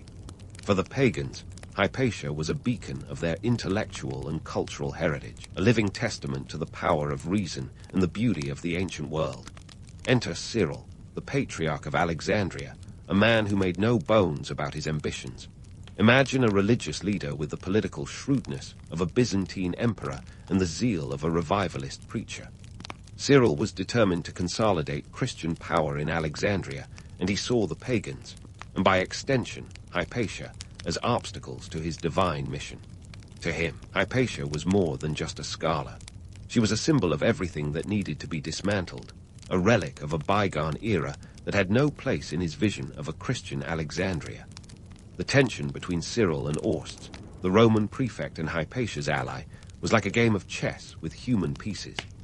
Orsts, tasked with maintaining order while juggling the city's volatile factions, found himself increasingly at odds with Cyril's aggressive stance. Their conflict was emblematic of the broader struggle between secular and ecclesiastical powers, a tug-of-war that would have made any modern political analyst's head spin. In this combustible environment, Hypatia's position became increasingly precarious. She was a woman in a man's world, a pagan in a city tipping towards Christianity, and an intellectual in a society that often preferred dogma to discourse. Yet, despite the odds, she remained a respected figure, her wisdom sought by those who valued reason over rhetoric. But let's address the elephant in the room.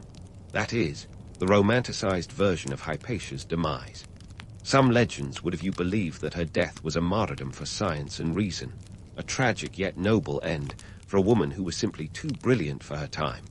And while her murder was indeed tragic, the reality was far more complex and brutal. Hypatia's death was not the culmination of some grand philosophical struggle. It was the result of political expediency and religious zealotry, a grim reminder that even the brightest minds can be extinguished by the darkest forces. In 415 AD, tensions reached a boiling point. Hypatia was caught in the crossfire of Cyril's campaign to consolidate power. Accusations flew like arrows in a battlefield, with rumors that she was practicing witchcraft or manipulating Orsts against Cyril. The truth of these claims was less important than their utility. They were tools in a power struggle where truth was often the first casualty. Her murder was not a spontaneous act of violence, but a calculated move by Cyril's supporters, who saw her as the linchpin in Orst's defense against the patriarch's ambitions. Tragically, it was in the streets of Alexandria, the very city that had nurtured her genius, that Hypatia met her end. She was attacked by a mob, her life brutally cut short in a manner that was shockingly violent even by the standards of the time. While we might be tempted to view her as a martyr for the cause of reason, the reality is that Hypatia was a victim of power politics, a casualty of a city divided against itself. Her death was not just a tragedy for those who valued knowledge and learning. It was a stark illustration of how far zealotry could go when unchecked by reason. In the aftermath of her death, Hypatia's legacy became a battlefield in its own right.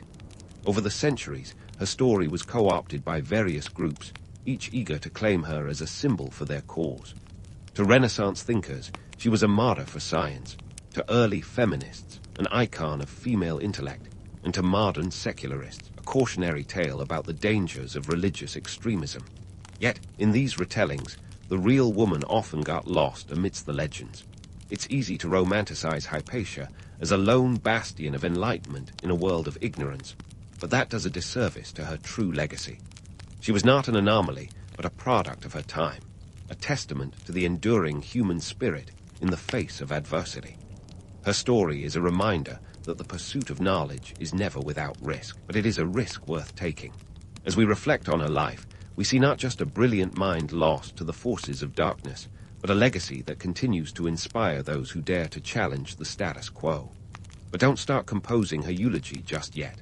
Stay tuned as we continue to unravel the threads of Hypatia's story, exploring how her life and death shaped the world in ways that are still felt today.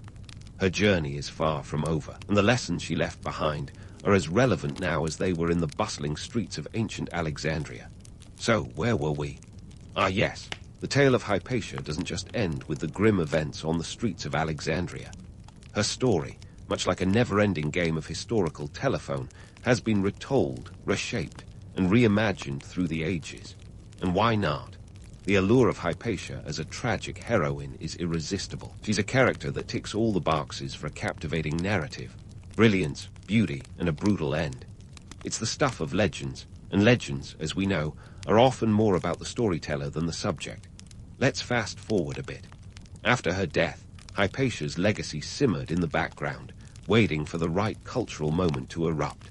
It wasn't until the Renaissance, that grand rebirth of classical knowledge, that she was resurrected from the annals of history. Scholars of the time viewed her as a symbol of the lost wisdom of antiquity, a poignant reminder of the intellectual darkness that had supposedly descended after the fall of Rome. The Renaissance was all about rediscovering the ancient world's greatest hits, and Hypatia was right there on the mixtape, her story an anthem for the age. But wait, the plot thickens.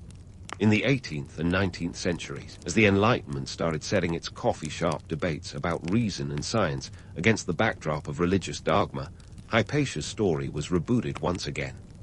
Voltaire, that cheeky critic of the Catholic Church, latched onto her tale as a way to critique religious intolerance. He painted Hypatia as a martyr for science, a victim of the Dark Ages that he and his Enlightenment buddies believed had been imposed by religion. To Voltaire, she was a convenient emblem of reason versus superstition, a narrative as black and white as a checkerboard. Fast forward to the suffragettes in the early 20th century, and Hypatia makes another cameo. This time, she's an icon of female intellect, a shining example of what women could achieve if only they were freed from the shackles of patriarchal society. In a world where women were still fighting for the right to vote, Hypatia's story was recast to serve as a rallying cry for gender equality. She became a symbol of what was possible when women were allowed to think, speak, and shatter those ever-present glass ceilings. But let's not get too carried away with this narrative makeover.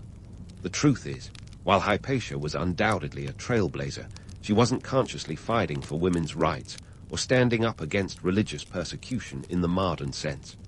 She was doing what she did best, teaching, philosophizing, and navigating the treacherous waters of Alexandrian politics.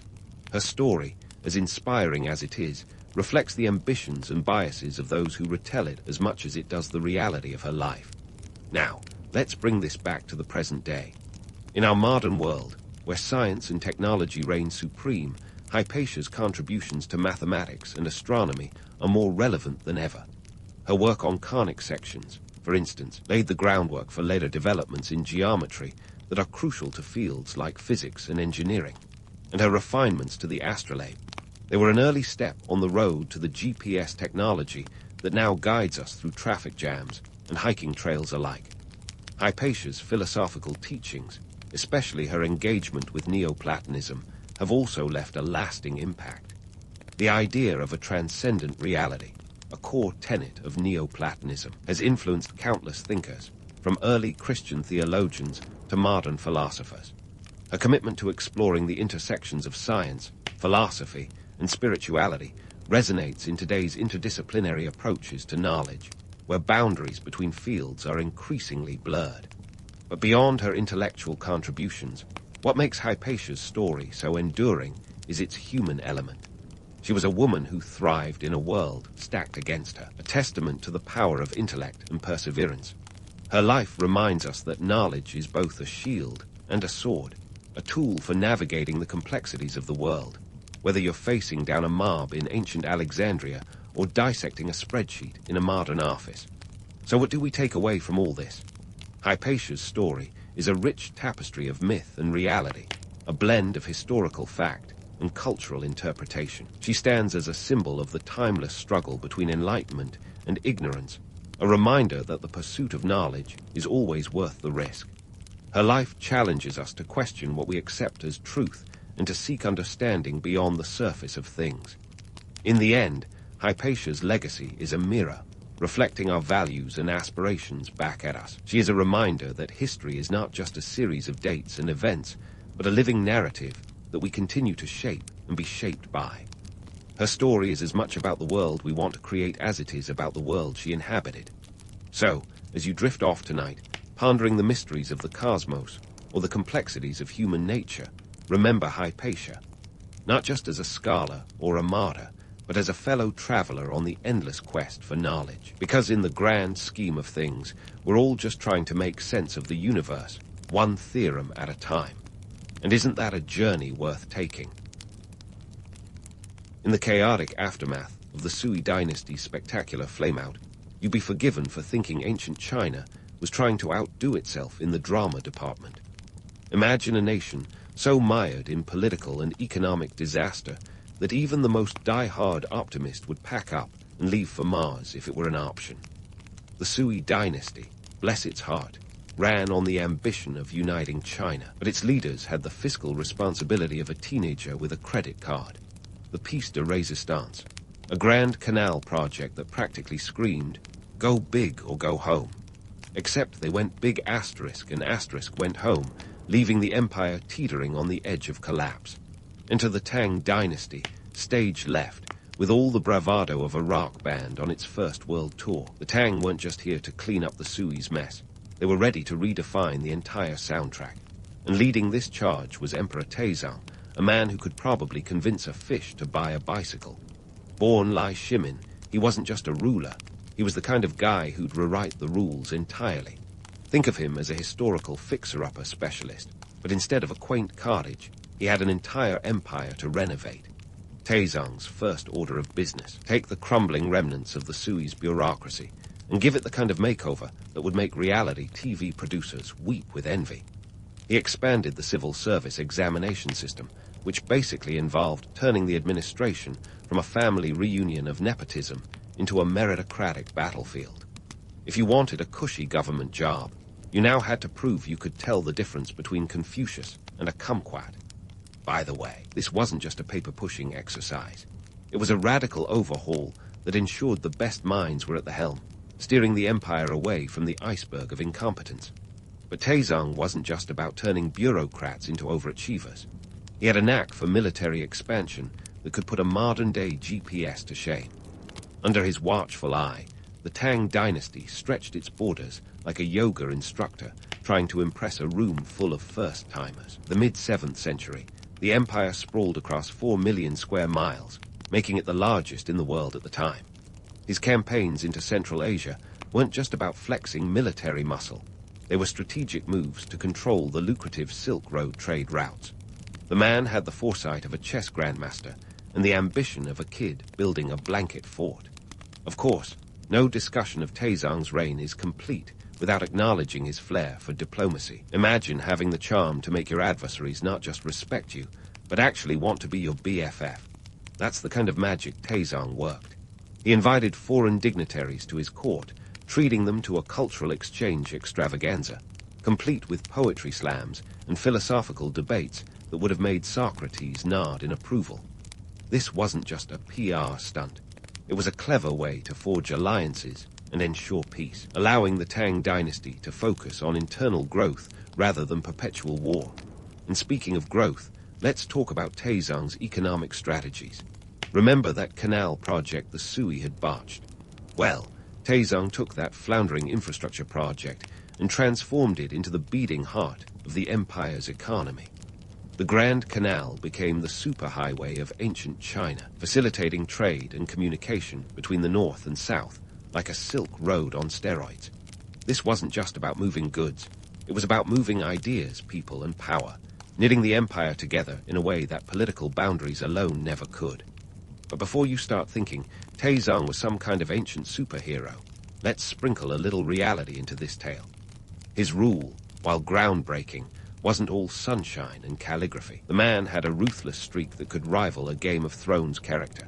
Case in point, the Xuanwu Gate incident, where Taizong, then just a prince, orchestrated the assassination of his brothers to secure his place on the throne.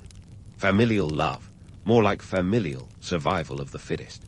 It was a bloody reminder that even the most enlightened rulers had skeletons rattling in their closets, sometimes literally. So, why does all this matter? Because the Tang dynasty under Taizong laid the groundwork for an era of prosperity and cultural flourishing that would be the envy of the world. His reforms didn't just stabilize a faltering state.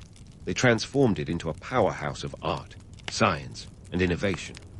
While the Sui might have left a legacy of mismanaged ambition, the Tang dynasty was about to embark on a golden age that would redefine what it meant to be a global superpower. And it all started with one man's vision to turn chaos into opportunity, proving that sometimes the best way forward is through a little creative destruction. With the stage set for a cultural extravaganza, the Tang dynasty was about to unleash its most dazzling act, a golden age of poetry that would leave future generations swooning. If the Sui dynasty was the opening band that left everyone anxiously checking their watches, the Tang was the headliner that had the crowd on its feet, demanding encores. You see, poetry wasn't just a pastime for Tang China, it was the social media of its day. Forget selfies and viral dance trends. Here, it was all about crafting the perfect couplet and gaining followers through literary prowess. Enter Lai Bai and Du Fu, the superstar poets whose verses were the TikTok videos of the 8th century.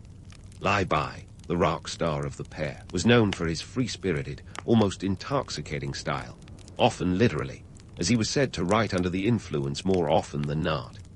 His friend Du Fu, a bit more of a realist, took a different approach, weaving the harsh truths of life into his poetry like a master chef, adding a dash of salt to heighten the flavor.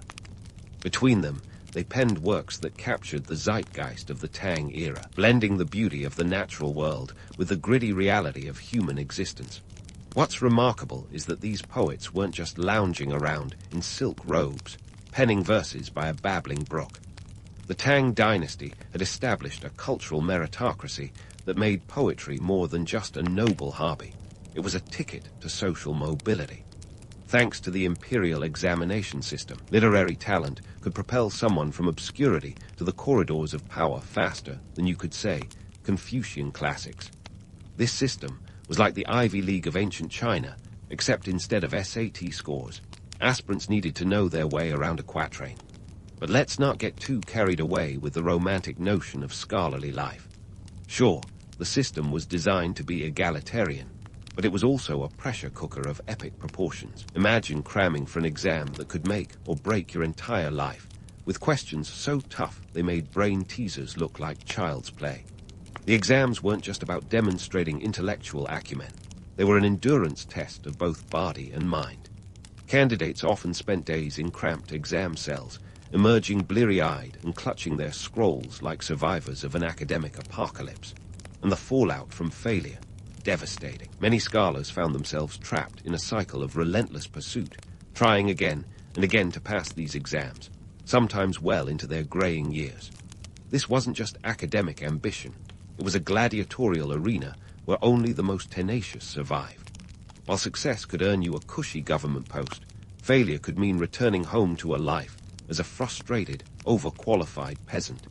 Add to that the bureaucratic quagmire awaiting successful candidates, and you might start questioning the glamour of the whole enterprise.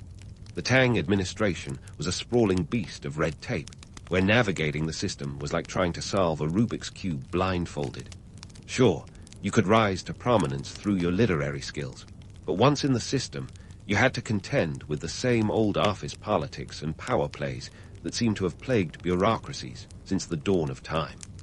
Yet, despite these hurdles, or perhaps because of them, the Tang period remains a beacon of cultural achievement. It wasn't just poetry that flourished. Art, music, and philosophy all reached new heights. The dynasty became a melting pot of ideas, drawing influences from across Asia thanks to the bustling Silk Road.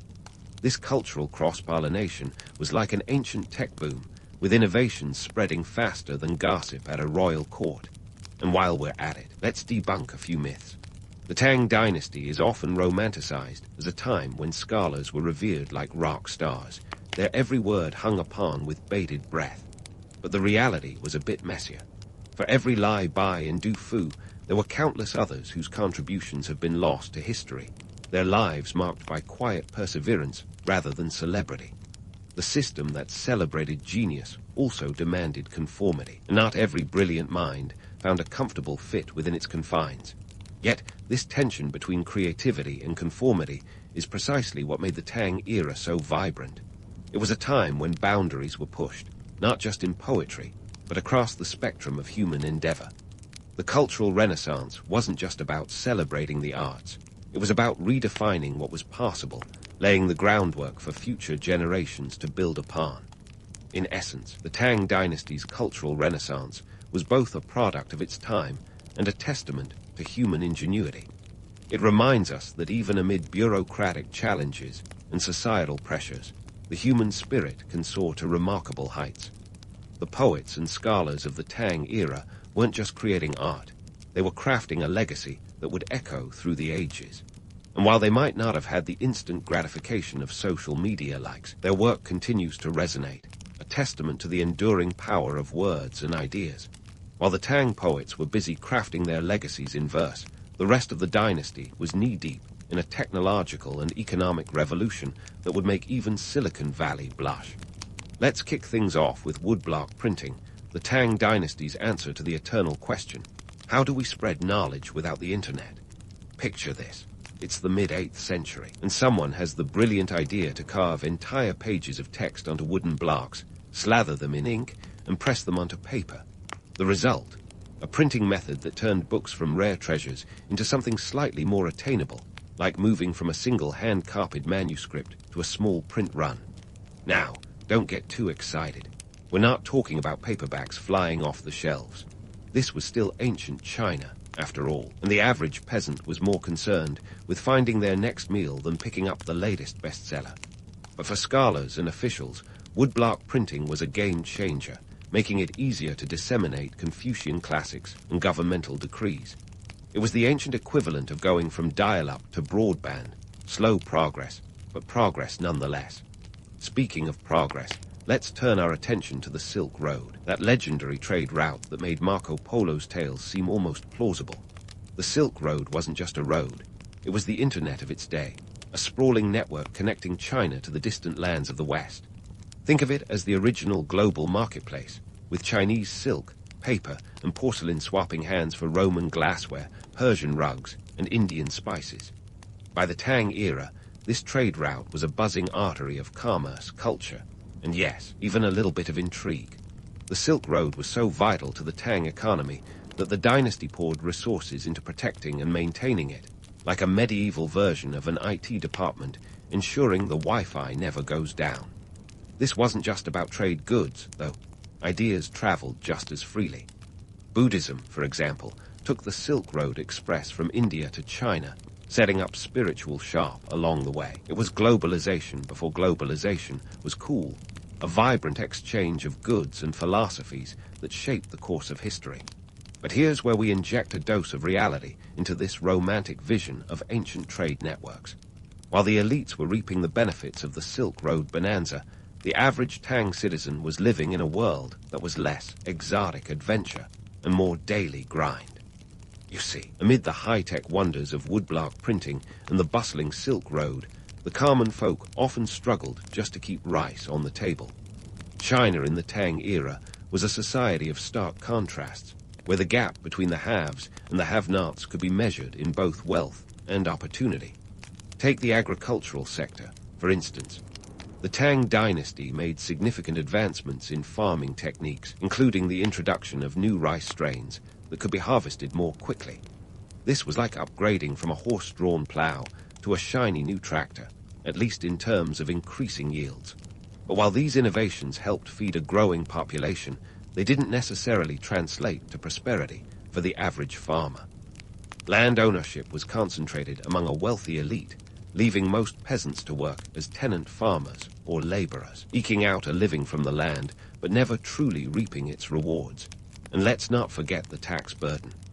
The Tang implemented a land tax system, requiring peasants to pay in grain, textiles, or labor. This wasn't your everyday April 15th deadline. It was a constant, looming pressure that could tip the scales from survival to starvation if the harvest wasn't bountiful. Picture trying to pay your rent with rice, while hoping the local tax collector wasn't in a particularly foul mood that day. It's a reminder that while the Tang era was a time of great innovation, those advancements didn't always trickle down to the people who needed them most. Now, you might be wondering how these technological and economic achievements fit into the broader tapestry of Tang society. The answer lies in the dynasty's ability to balance tradition with innovation, delicate dance that kept the empire thriving even as it expanded its reach. The Tang rulers, ever the pragmatists, understood that maintaining control over such a vast territory required more than just military might. It demanded a robust economy, technological superiority, and a culture rich enough to inspire loyalty among its diverse subjects. This wasn't an easy feat. Imagine trying to govern an empire that stretched from the Pacific Ocean to the Tibetan Plateau, a landmass so varied in its geography and people that it made the United States look like a cozy, unified nation. The Tang tackled this challenge with a combination of carrot and stick, using a mix of diplomacy, military power, and economic incentives to keep the peace. It was a strategy that relied heavily on the empire's ability to innovate, adapt, and grow, ensuring that the Tang dynasty didn't just survive, it thrived. Yet, despite these impressive achievements, the Tang era was far from idyllic. Beneath the surface of prosperity lay tensions and struggles that would eventually contribute to the dynasty's decline. The economic boom, fueled by the Silk Road and agricultural advancements, created a society of stark contrasts, where wealth and opportunity were unevenly distributed. The very innovations that propelled the Tang to greatness also sowed the seeds of future unrest, as those left behind in the race for progress found themselves increasingly dissatisfied with their lot in life. And so, as we marvel at the technological and economic achievements of the Tang dynasty, let's not lose sight of the human stories behind the grand narrative. The woodblock printing, Silk Road commerce, and agricultural innovations were not just milestones of progress. They were part of a complex, evolving society that struggled with the same issues of inequality and ambition that we grapple with today. The Tang era reminds us that history is never just a tale of triumph. It's a tapestry woven from the threads of human aspiration and adversity, a legacy that continues to resonate long after the empire itself has faded into the annals of time. This intricate dance between progress and disparity, innovation and inequality, sets the stage for the next chapter of our story as the Tang dynasty's legacy unfolds in ways both expected and unforeseen. Stay tuned, because the journey is far from over, and the lessons of the Tang era continue to echo through the corridors of history, offering insights and reflections that are as relevant today as they were over a millennium ago. As we delve deeper into the underbelly of the Tang dynasty, let's unravel the delicate tapestry of its social structure, a society that was as complex as a Rubik's Cube and just as colorful. Picture an empire bustling with ambition and intrigue, where power dynamics were as intricate as a Game of Thrones subplot, and every move was a calculated gamble. Enter the role of women in this grand narrative. Now, if you've bought into the myth that the Tang dynasty was some kind of feminist utopia, prepare for a reality check. Yes, women during the Tang era had more freedom compared to other periods in Chinese history. But let's not kid ourselves into thinking they were breaking glass ceilings left and right. The truth was more nuanced. Women could own property, engage in business, and even get a decent education if they were lucky. But these freedoms were enjoyed by a select few, usually those with the right family connections or a hefty dowry to back them up. In the grand scheme of things, most women were still tethered to the whims of patriarchal norms. The family was the nucleus of Tang society, and Confucian ideals were the glue holding it together.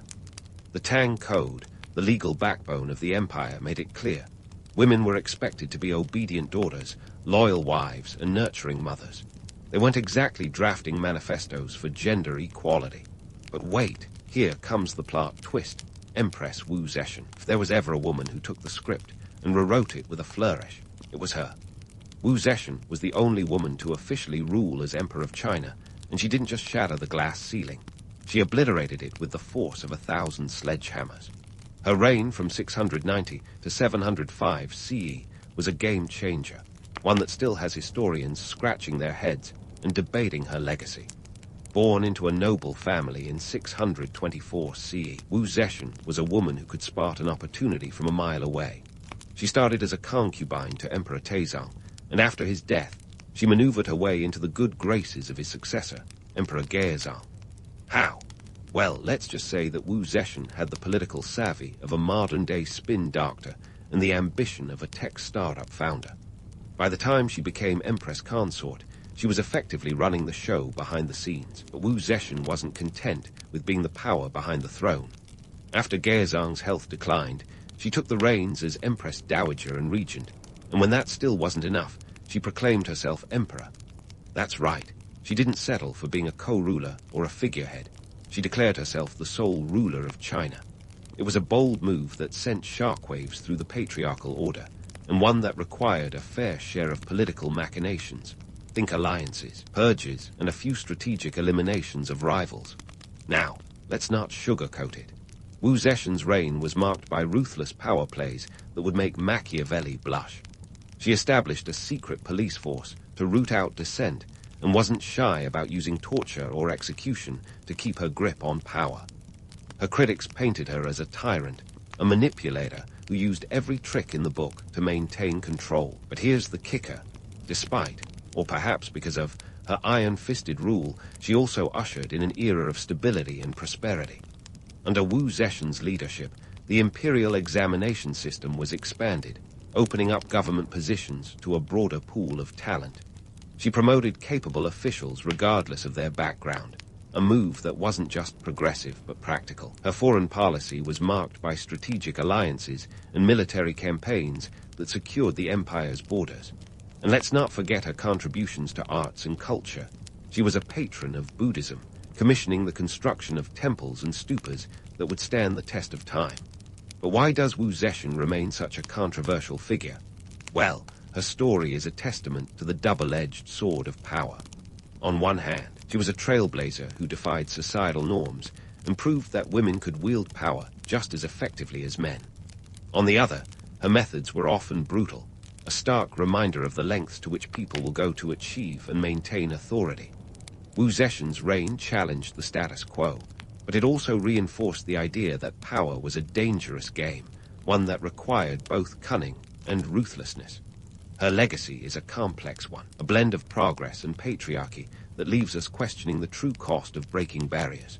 Did she pave the way for future generations of women, or did her methods set back the cause of gender equality by reinforcing negative stereotypes? The jury's still out on that one. In analyzing the Tang Dynasty's social structure, Wu Zetian's story serves as a microcosm of the broader dynamics at play. Her ascent to power was not just a personal triumph. It was a reflection of the shifting tides in a society where tradition and innovation coexisted in a delicate balance. The Tang era was a time when the old and the new clashed, creating a fertile ground for change, but also a battleground for competing values. This intriguing mix of progress and patriarchy wasn't limited to the corridors of power.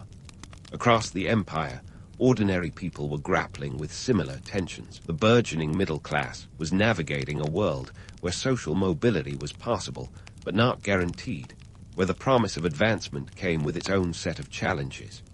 It was a time of great opportunity, but also great uncertainty, a period when the boundaries of what was possible were constantly being tested. As we continue to explore the Tang Dynasty's legacy, it's clear that the story is far from over. Wu Zetian's reign was just one chapter in a much larger narrative, one that continues to unfold as we peel back the layers of history. The Tang era was a time of contrasts, a period of remarkable achievements and deep-seated inequalities. It was a golden age, yes, but one with enough tarnish to remind us that even the brightest eras have their shadows. So, as we leave Empress Wu Zetian to her complex legacy, let's not forget the broader tapestry of the Tang Dynasty. It was a time of cultural flourishing and social upheaval, a period when the world was changing faster than anyone could keep up. And while we might romanticize its splendor, it's important to remember the stories of those who lived in its shadow, whose lives were shaped by the same forces that propelled the empire to greatness. Stay tuned for the next chapter of this epic saga, where we'll continue to unravel the mysteries of the Tang Dynasty and explore the enduring impact of its legacy. Because if there's one thing history has taught us, it's that the past is never truly past. It's a living, breathing entity that continues to shape our present and future in ways we're only beginning to understand. And so, as we continue our whirlwind tour of the Tang dynasty, let's turn our gaze to the not-so-glamorous final act, where the empire learned the hard way that even the grandest of parties must eventually end. Spoiler alert, the decline of the Tang was less a graceful curtain call and more of a spectacular train wreck. If you ever needed proof that history can be stranger than fiction, look no further than the Lushan Rebellion. A plot twist so catastrophic makes your favorite drama series seem like a walk in the park. The Tang dynasty, at its zenith, boasted an empire stretching over 4 million square miles, a sprawling realm that made the Roman Empire look like a neighborhood association. But here's the rub. Governing such a massive territory was like trying to manage a global corporation with tin cans and string. The empire's reach, impressive as it was, became its Achilles heel, a lesson in overextension that history would repeat ad nauseum. Enter Lushan, a military general with ambitions bigger than a Game of Thrones finale. In 755 C, he led a rebellion that would engulf the Tang dynasty in chaos for nearly 8 years. Let's put it in perspective. This wasn't a minor kerfuffle. It was an upheaval that drained the empire's coffers, decimated its population, and left entire cities in ruins. Historians estimate the rebellion caused the death of millions. Yes, millions of people, a human cost that makes even the most cynical among us wince. The rebellion's roots, though, were tangled in a web of political blunders and economic strife. And Lushan, of mixed Sogdian and Turkic descent, had climbed the ranks to become one of the most influential military governors, a fact that speaks volumes about the Tang dynasty's inclusive, albeit volatile, power structure. But the court politics were as cutthroat as a reality TV show. Tang emperors had taken to entrusting regional military governors, or jidashi, with significant autonomy, a strategy that worked swimmingly until it didn't. This autonomy, while initially a clever way to maintain control over vast territories, sowed the seeds of rebellion as military leaders amassed power akin to medieval warlords. The Tang court, seated comfortably in Chang'an, was blissfully unaware, or willfully ignorant, of the simmering discontent brewing under its nose. Economic strains exacerbated by heavy taxation, military expenses, and a bloated bureaucracy meant that the common folk were stretched thinner than a hipster's latte art. The empire's economy, once buoyed by Silk Road trade, was now cracking under the pressure of sustaining an overgrown military apparatus and an extravagantly wasteful court. And Lushan's insurrection was a Molotov cocktail of grievances, the disenfranchisement of ethnic minorities, crippling taxes, and a political elite more concerned with poetry and palace intrigue than governance. The rebellion captured the capital, Chang'an, forcing Emperor Xuanzang into an undignified flight that would have broken the internet, had it existed. The emperor's retreat was accompanied by a slew of scandalous accusations, including whispers of his infatuation with the infamous consort Yang Gaifai, whose execution was demanded by the emperor's own troops as a scapegoat for their misery. The rebellion didn't just expose the Tang dynasty's vulnerabilities, it ripped them wide open. The centralized power structure that had once been the empire's strength became its downfall. In the aftermath, the Tang dynasty was a shadow of its former self, its authority fractured as regional military governors carved out personal fiefdoms. The empire limped on for another century, but it was a shell, its golden age irrevocably tarnished, leaving historians to wonder how an empire that had soared so high had plummeted so spectacularly. Yet, as we sift through the ashes of the Tang dynasty's decline, it's worth noting that the cultural legacy it left behind is anything but diminished. The Tang era, despite its tumultuous end, set the stage for a cultural renaissance that continues to echo through the corridors of modern China. Its poets, artists, and philosophers laid the foundations for a rich intellectual tradition that still influences Chinese culture today. Take, for example, the civil service examination system, a brainchild of the Tang that became a cornerstone of Chinese bureaucracy for centuries. It was a meritocratic innovation that outlasted the dynasty itself, a testament to the enduring power of good ideas. The system, which emphasized skill and knowledge over birthright, is a concept that resonates in today's merit-driven societies across the globe, a reminder that even in the throes of decline, the seeds of progress can take root. Moreover, The Tang Dynasty's cosmopolitan outlook, shaped by its expansive trade networks and diverse population, fostered a spirit of openness and cultural exchange. This legacy of inclusivity and global interaction is evident in modern China's Belt and Road Initiative, a contemporary Silk Road that aims to connect and collaborate with the world. The Tang's influence on art, literature, and governance is woven into the fabric of Chinese history, a golden thread that continues to shine despite the passage of time. In the end, the Tang Dynasty's story is a cautionary tale of ambition and overreach, but also a celebration of human creativity and resilience. It serves as a reminder that even the mightiest empires can falter, yet their legacies can endure, shaping the future in ways both profound and unexpected. History, after all, is not just a series of events, but a living narrative, a testament to the complexities of human endeavor and the enduring power of ideas. As we close the book on the Tang Dynasty, we carry forward the lessons of its rise and fall, a chapter in the grand story of humanity that continues to unfold, one revelation at a time. In the bustling streets of Tikrit, 1137, a baby was born who would one day become a towering figure of the Crusades, but who, ironically, began life as more of a bookworm than a warrior. This was Salah ad-Din Yusuf ibn Ayyub, or just Saladin to his future fans and foes alike. You could say his early years were more about dusty scrolls than shiny swords, which seems like a weirdly quaint origin story for a man who'd eventually command armies and negotiate peace treaties.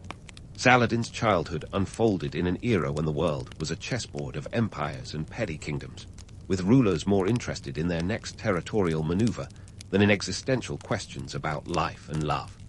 And speaking of chess, Saladin reportedly enjoyed this cerebral game, which might have given him an early taste for strategy. The boy who played chess would one day play a much larger game with much bigger stakes. But let's not get too far ahead. Now, Mesopotamia in the 12th century was a hotbed of political intrigue, with the Abbasid Caliphate and the Seljuk Empire playing a game of diplomatic hopscotch. Most of the time, they were too busy with internal squabbles to pay much attention to each other. Into this cauldron of complexity stepped Saladin, a young man who initially seemed destined for a life of scholarly reflection rather than military glory. Saladin's family wasn't exactly the medieval equivalent of rock stars, but they had connections. His father, Najm ad-Din Ayyub, was a minor Kurdish noble, which sounds fancy until you realize that minor basically meant don't even think about a crown. Still, the family had a foot in the door of power, and they were determined to keep it there. The real twist in Saladin's career trajectory came courtesy of his uncle, Shirkuh, a name that roughly translates to mountain lion. Shirkuh was a robust military leader with a penchant for the dramatic. In 1169, Shirkuh found himself leading troops in Egypt on behalf of the Zengid dynasty, and when he unexpectedly died, possibly from overeating, which is one of those historical trivia nuggets that's both amusing and slightly tragic, Saladin was thrust into the spotlight. Picture it. Saladin, the quiet scholar, suddenly finds himself the new governor of Egypt. It was like giving the chess club president the keys to the football team. But Saladin, ever the adaptable mind, took to the challenge with a mix of caution and cunning. His rise to power was anything but predictable. He was the reluctant leader who grew into his role with a kind of understated charisma that even his enemies had to admire. The political landscape was a minefield, with every decision carrying the risk of igniting conflict. And yet, Saladin navigated it with the same deftness he showed in a game of chess, always thinking a few moves ahead. His initial reluctance gave way to a determined ambition to unify the Muslim world against the encroaching Crusaders, a mission that was both noble and fraught with peril. Let's debunk a myth while we're at it. Saladin wasn't some lone hero galloping into battle with a sword in one hand and justice in the other. He was pragmatic, sometimes ruthless, and definitely not above the political machinations of his time. But it was this blend of idealism and realism that set him apart. He wasn't just playing the game, he was rewriting the rules. In these formative years, Saladin learned that leadership wasn't just about winning battles, it was about winning hearts and minds. He built alliances with a mix of diplomacy and generosity, often distributing wealth to secure loyalty. It was a clever move in an era where money talked, and those who didn't listen often found themselves at the sharp end of a spear. As Saladin ascended the ranks, the world around him was shifting.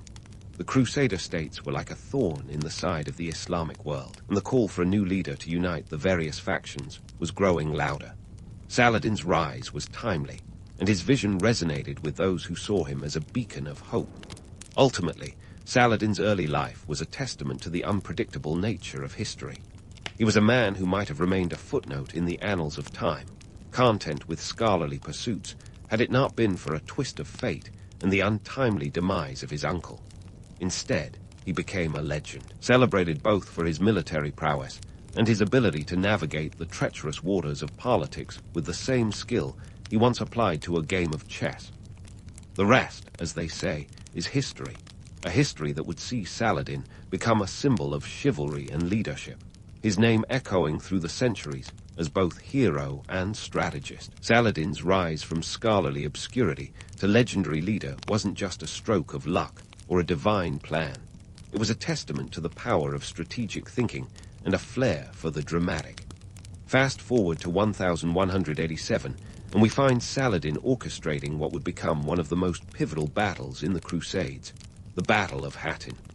Now, if you're not a history buff, Hattin might sound like just another obscure place in the annals of dusty textbooks. But this was a game changer, folks.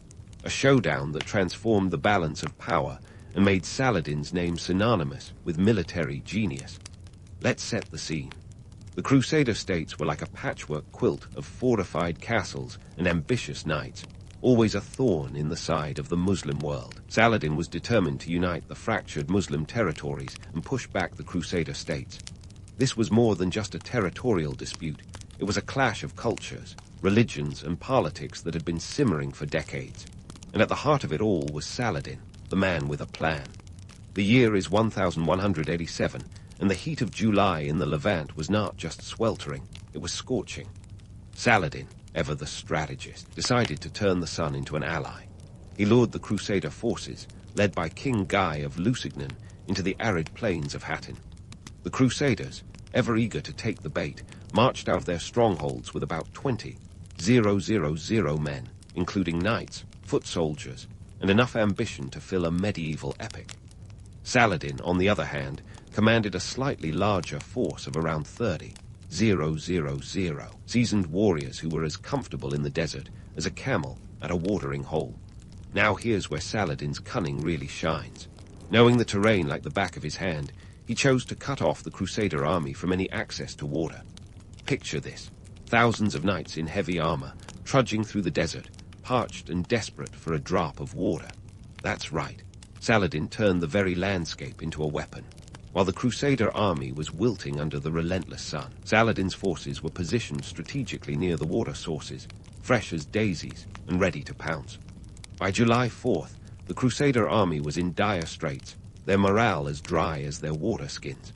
Saladin launched a series of tactical assaults surrounding the Crusaders and using archers to rain down arrows like a biblical plague. The heat was oppressive, and the smoke from fires set by Saladin's men added to the chaos. The Crusaders, boxed in and depleted, were caught in a deadly embrace with no way out.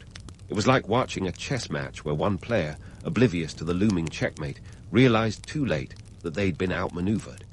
As the sun set on that fateful day, the Crusader forces crumbled.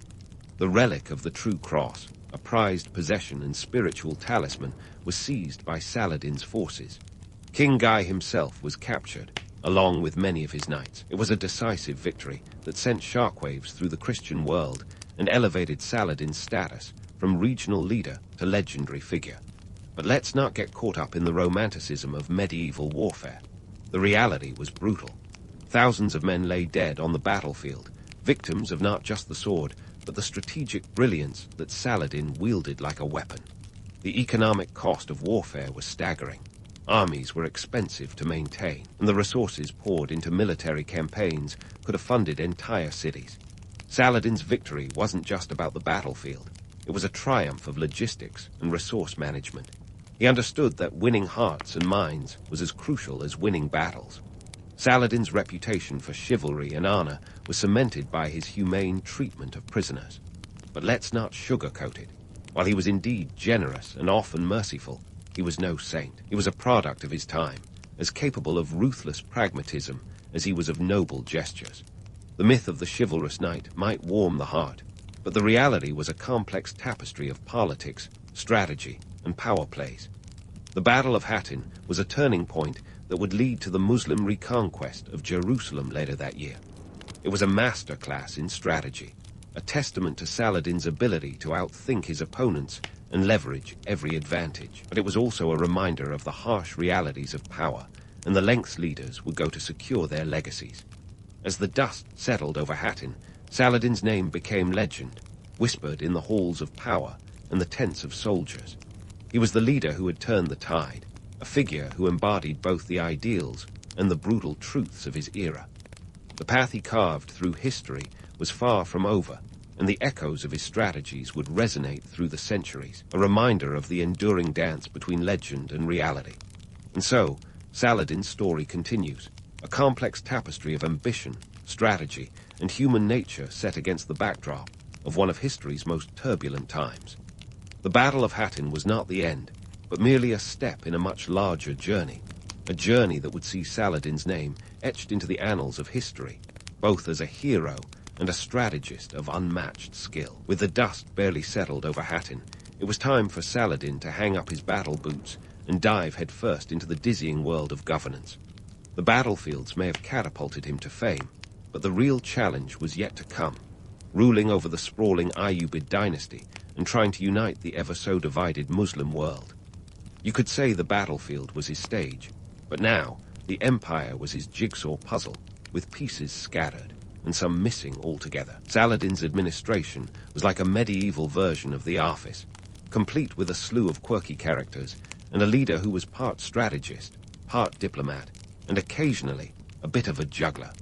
He inherited a patchwork quilt of territories, stretching from Egypt to Syria, each with its own set of local politics and colorful characters. Managing this medieval mosaic required more than just a sharp sword. It needed sharp diplomacy and a knack for knowing when to play nice and when to bring out the big guns. One of Saladin's first orders of business was reforming the tax system. Tax reform, everyone's favorite topic, right? But in the 12th century, it was as necessary as it was unpopular. Saladin understood that a stable treasury was the backbone of any empire, especially one that had to support a standing army, build fortifications, and occasionally throw a lavish feast. He streamlined tax collection, cutting out the middlemen who were skimming off the top faster than you could say embezzlement. The reforms weren't just about filling the coffers. They were about ensuring that when Saladin called for funds to fortify a city or launch a campaign, the gold was actually there, and not lining the pockets of some local lord with a penchant for fine silks. But Saladin's reforms weren't purely fiscal, also set about reforming the military system, making it more efficient and less dependent on mercenaries, who had a nasty habit of switching sides when the price was right. He established a corps of loyal, well-trained troops who were more than just hired swords. They were invested in the success of Saladin's vision for a united Muslim world. This wasn't just a strategic move. It was a necessary adaptation in a region where alliances could shift with the desert winds. Now, let's talk about the elephant in the room, the family. Saladin's family was as large and opinionated as a medieval reality TV cast. He had brothers, cousins, and in-laws, each with their own ideas about how things should run, and none particularly shy about voicing them. Imagine trying to run an empire while mediating between relatives who all want their slice of the pie. Family dinners could have doubled as diplomatic summits, with the potential for both alliances and food fights. Despite the familial chaos, Saladin managed to keep the peace, in part by appointing family members to key positions across the empire. This was as much about politics as it was about trust. Sure, a disgruntled cousin might grumble over a missed promotion, but at least they weren't likely to start a rebellion in the backyard. At least, not until dessert was served. It was a delicate balance, and Saladin walked the tightrope with the skill of a seasoned acrobat. Economically, the Ayyubid dynasty under Saladin was a tale of prosperity tempered with pressure. The costs of maintaining a vast empire were immense. From paying soldiers to building infrastructure, The expenses piled up like medieval scrolls in a scribe's workshop. The empire's economy was fueled by agriculture, trade, and a bit of good old-fashioned conquest. Saladin knew that keeping the economy humming was crucial, not just for funding his military endeavors, but for maintaining the loyalty of his subjects. A flourishing economy was the oil that kept the imperial machine running smoothly, and Saladin was determined to keep the gears turning. Saladin's greatest challenge, however, was uniting the fractious Muslim world. This was no small feat. It was like herding cats while simultaneously trying to train them to perform synchronized swimming. The Muslim world was a tapestry of different sects, languages and cultures, each with its own agenda and rivalries. Saladin's charisma and reputation as a fair and just leader were his greatest assets in this endeavor. He worked tirelessly to build alliances, often using diplomacy over the sword to bring various factions under a common banner. Yet, despite his best efforts, unity was elusive. There were always those who resisted, preferring their independence over alignment with a central authority. Saladin's vision of a unified Muslim world was a noble one, but it was constantly challenged by local leaders who valued autonomy over unity. It was a testament to Saladin's diplomatic skills that he managed to hold it all together as long as he did. As for the humorous side of medieval rulership, well, imagine trying to conduct a serious council meeting while your brother interrupts to complain about the quality of the palace wine, or negotiating a peace treaty while your cousin is busy organizing a falconry competition in the courtyard. Saladin's life was a blend of the strategic and the absurd, a reminder that even the most serious of leaders had to contend with the quirks of everyday life. In the end, Saladin's rule over the Ayyubid dynasty was a complex dance of power, strategy, and family dynamics. His efforts to unite the Muslim world were a testament to his vision and leadership, even if the reality was often messier than the legend. Saladin understood that leadership was about more than just winning battles. It was about navigating the intricacies of human nature and the unpredictable tides of history. His legacy as a leader was built on a foundation of both chivalry and pragmatism, a blend that would become his hallmark. As we leave Saladin at this particular crossroads, with bureaucratic challenges mounting and familial squabbles simmering, don't worry, there's more to come. The tale of Saladin is far from over, and the chapters that follow promise more intrigue, more strategy, and perhaps a few more family feuds. After all, history is nothing if not a tapestry of the unexpected, woven together by the choices of those daring enough to try and shape it. As Saladin juggled the challenges of ruling his sprawling empire, the horizon was about to get a lot more interesting. And by interesting, I mean complicated. Enter stage left, Richard the Lionheart, a man whose reputation as a warrior king was as well groomed as his flowing locks. This was the guy who made every medieval mom's heart skip a beat and every enemy's pulse race for entirely different reasons. Born in 1157, Richard was the son of Henry Roman II of England and Helena of Aquitaine, which already sounds like a medieval power couple reality show. By the time Richard took the English throne in 1189, he was itching for a showdown in the Holy Land, and Saladin was the most formidable opponent on the board. Now, the popular narrative paints Richard and Saladin as the ultimate medieval frenemies, a relationship forged in the fires of battle and tempered by mutual respect. But let's dig into the layers of this legendary bromance, shall we? Spoiler alert. It wasn't all roses and chivalric poetry. Richard's crusade to the Holy Land was prompted by Saladin's capture of Jerusalem in 1187, an event that sent shockwaves through Christendom like a medieval social media scandal. The Third Crusade was on, with Richard leading the charge alongside other European royals, including Philip Roman II of France. But let's just say Richard was the rock star of this ensemble, and he wasn't about to let anyone else steal the spotlight, or the relics, for that matter. As Richard set sail for the Levant, his entourage was a who's who of medieval nobility, each bringing their own set of ambitions and grievances. The logistics of moving an army across continents was no small feat. Picture thousands of knights, foot soldiers, and enough horses to start a cavalry-themed circus, all needing food, water, and the occasional morale-boosting pep talk. The cost was astronomical, with estimates suggesting Richard might have spent up to 100,000 silver marks on the venture. That's the medieval equivalent of burning through a major kingdom's GDP, just to give you a sense of scale. Meanwhile, Saladin was shoring up defenses, preparing for the inevitable clash. He wasn't just sitting around polishing his armor. He was actively engaging in diplomacy, trying to consolidate his territories and keep the various factions within the Muslim world from pulling apart like a badly knitted sweater. Saladin knew that while he might face Richard on the battlefield, the real challenge was keeping his own house in order. When Richard finally arrived in the Holy Land in 1191, the stage was set for one of the most famous military confrontations in history. The Siege of Acre was the first major engagement, a grueling affair that saw both sides throwing everything they had into the fray. Richard's forces were bolstered by his reputation and a fierce determination to reclaim Jerusalem. Saladin, on the other hand, was playing defense, trying to outlast and outmaneuver his adversary. It's here that the myth of Richard and Saladin as mutual admirers takes root.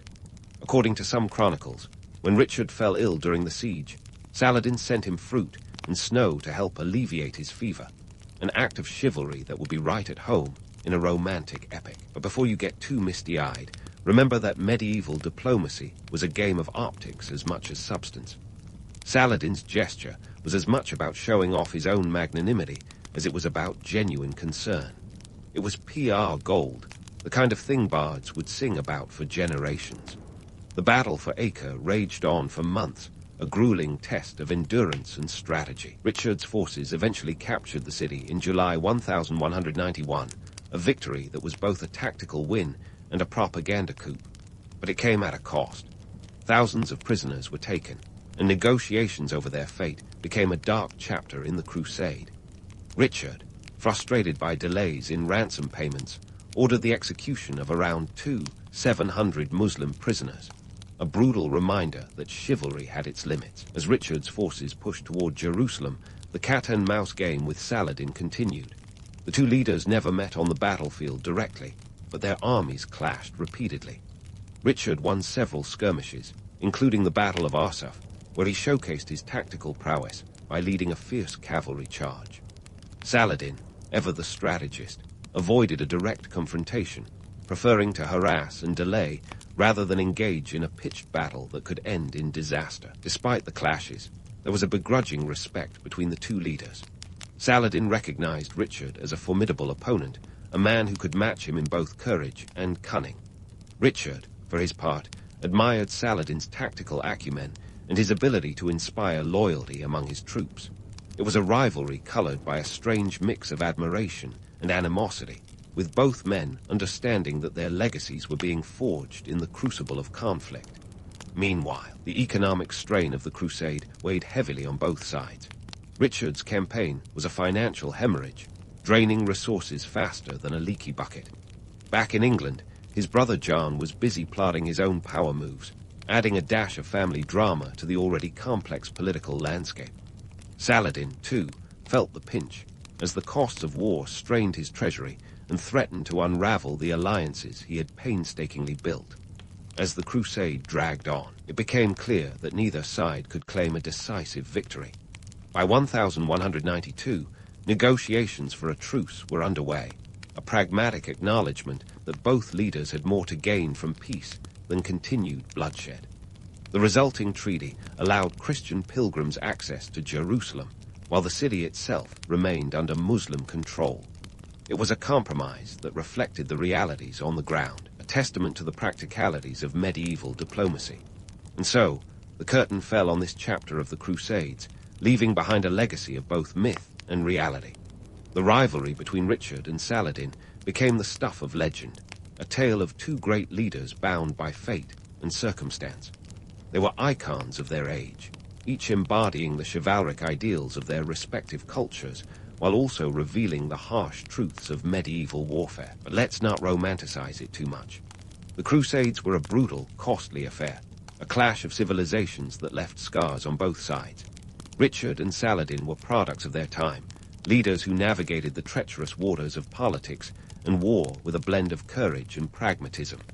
Their story is a reminder that history is rarely as simple as the legends suggest, a complex tapestry woven from the threads of ambition, strategy, and human folly. As we leave this chapter behind, the story of Saladin and Richard remains a powerful testament to the enduring dance between legend and reality. There's more to unravel, more layers to peel back, as the saga of Saladin continues. Stay tuned, because the next act promises even more intrigue, and perhaps a few more surprises, as history unfolds in all its messy, magnificent glory. As we bid adieu to the saga of Saladin and Richard, it's time to zoom in on the legacy of our chess-playing, war-waging, tax-reforming hero, Saladin. The man who, by 1193, was at the zenith of his power and influence, commanding respect across both Muslim and Christian worlds. But like every great historical figure, his story doesn't end with a neat bow. It leaves us with a tangled mess of fact and fiction, heroics and harsh truths. Saladin breathed his last on March 4, 1193, in Damascus, a city that had become the heart of his empire. His death at the age of 55 marked the end of an era, but also the beginning of a legend. And what a legend it was. The legacy of Saladin is as multifaceted as a medieval tapestry, each thread revealing a different facet of a man who was as adept at diplomacy as he was at warfare. One must remember, though, that even legends need a little reality check now and then. Let's start with the cold, hard cash. When Saladin died, his treasury was reportedly so depleted that it couldn't even cover the cost of his own funeral. Talk about leaving on a high note. This wasn't just due to poor financial management. Saladin was known for his generosity, often giving away his wealth to his soldiers and the poor. He was the kind of guy who, if he had a penny, would toss it into a wishing well and hope for world peace. His open-handedness won him loyalty, but left his successors scrambling for coins. Politically, Saladin's death left a power vacuum that was as inviting as a medieval banquet to a starving knight. His empire, stretched from Egypt to Syria, was a patchwork of territories that needed a steady hand to keep it from unraveling. Unfortunately, Saladin's successors were more interested in feuding than in fostering unity. It's like he'd handed them a beautifully crafted chessboard, only for them to use the pieces as paperweights. The squabbles among his heirs fragmented the empire, diluting the unity Saladin had worked so hard to build. But let's not get too morose. Saladin's military and diplomatic genius had left an indelible mark on history.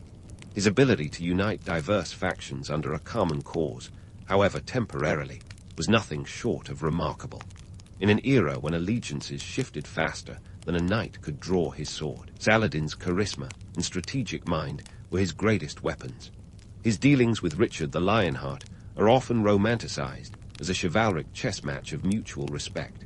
And while that's certainly part of the story, let's not forget the brutal realities of the Crusades, where hospitality often went hand in hand with hostility. So, what about the myths? Ah, the myths. Those charming stories that make history feel like a fairy tale told by a slightly drunk bard. One of the most enduring myths is that of Saladin as the paragon of chivalry, a virtuous knight who fought with honor and treated his enemies with respect. While Saladin was indeed more humane than many of his contemporaries, he was also a product of his time. He could be as ruthless as a hungry lion when the situation demanded it. The stories of his magnanimity are true, but they don't paint the whole picture. From an economic perspective, Saladin was a realist who understood the importance of resource management.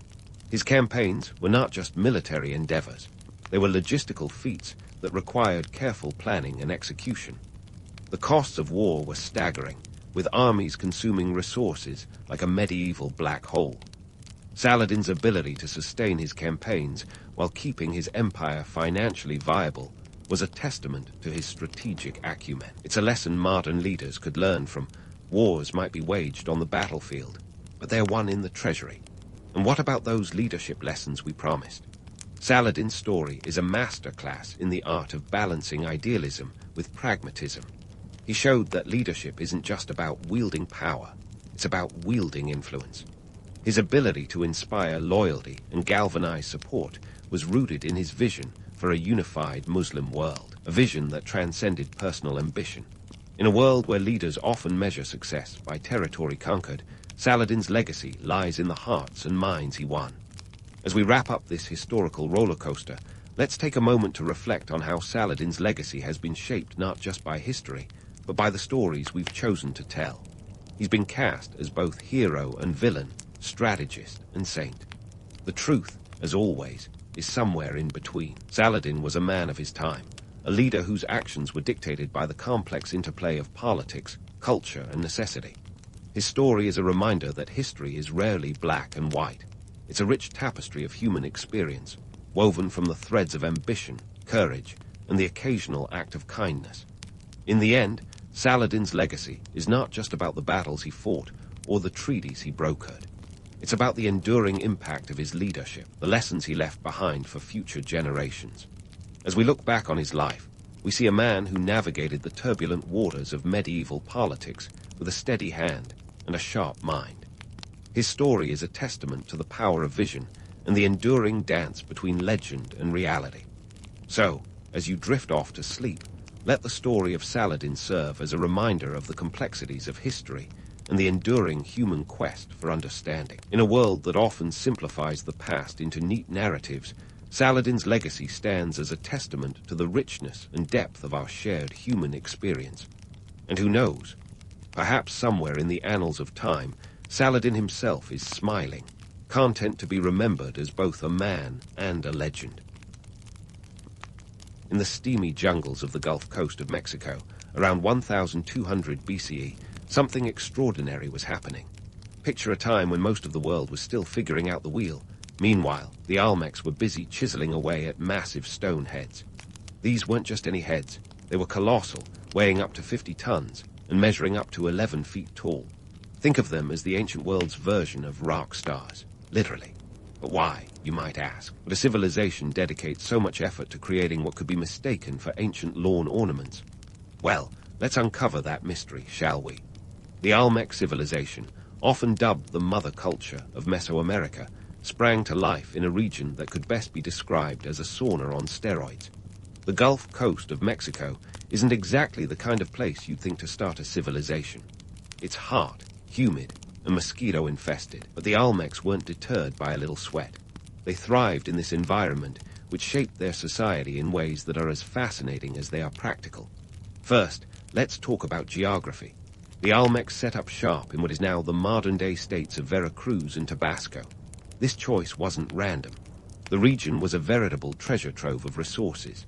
Fertile floodplains ensured bountiful harvests of maize, beans, and squash. Rivers like the Coatzacoalcos provided not just water, but a means of transportation and trade. It was basically the ancient Mesoamerican version of living right off the highway, convenient and strategic. Now, who exactly were the Olmecs? In a world that often gets overshadowed by the likes of the Maya and the Aztecs, the Olmecs were the ancient trendsetters. They laid down the cultural groundwork that later civilizations would build upon. While the rest of the world was still wondering what to do with fire, the Olmecs were busy developing a complex society complete with monumental architecture, intricate art, and a rudimentary writing system.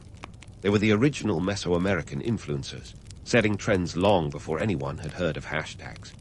Their society was centralized, with significant political and religious centers like San Lorenzo and La Venta. These weren't just cities. They were the beating hearts of Olmec civilization. San Lorenzo, for instance, was a hub of activity around 1200 BCE. It boasted complex drainage systems, something that would make even modern city planners nod in approval. La Venta, on the other hand, rose to prominence later, around 900 BCE, and was home to the Great Pyramid, standing at 100 feet tall. Not too shabby for a civilization without the wheel right. The Olmecs were also spiritual folks, but in a way that might raise a few eyebrows today.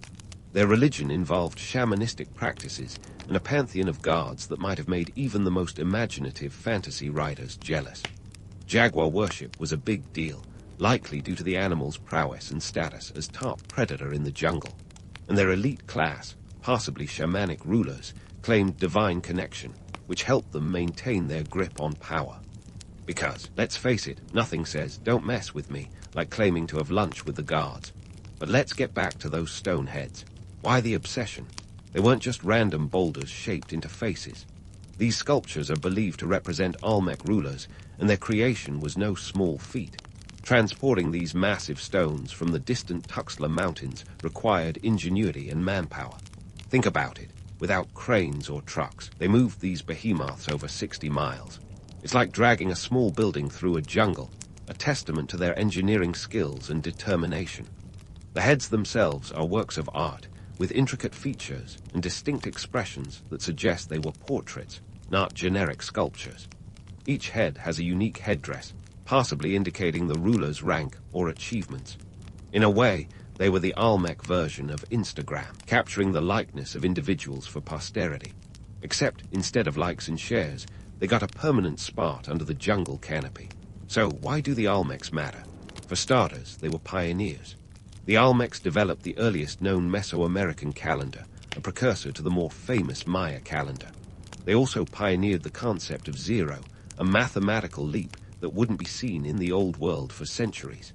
Plus, they were the original creators of the Mesoamerican ball game, a sport that would later become a cultural staple for the Maya and Aztecs. Take that, soccer. Despite their influence, the Olmec civilization remains shrouded in mystery. Much of what we know comes from archaeology, as their writing system, while advanced, hasn't been fully deciphered. It's like having a library full of books but no librarian to translate them. Yet, the Olmecs left behind a legacy that continues to intrigue and inspire. From their art to their societal structures, they set the stage for the great civilizations that followed. In the end, the Olmec civilization was more than just a footnote in history. They were innovators, artists, and leaders, arguably the first to prove that even in the sweltering jungles of Mesoamerica, greatness could be carved out of stone. Their colossal heads stand as silent witnesses to a bygone era, reminding us that even in the most unlikely places, humanity's capacity for creativity and complexity knows no bounds. As those colossal stone heads stand guard over the jungles, let's shift our focus to some of the Olmec's lesser-known, but equally intriguing cultural innovations. You know, the kinds of things that would have made them tick-tock famous if they'd had smartphones.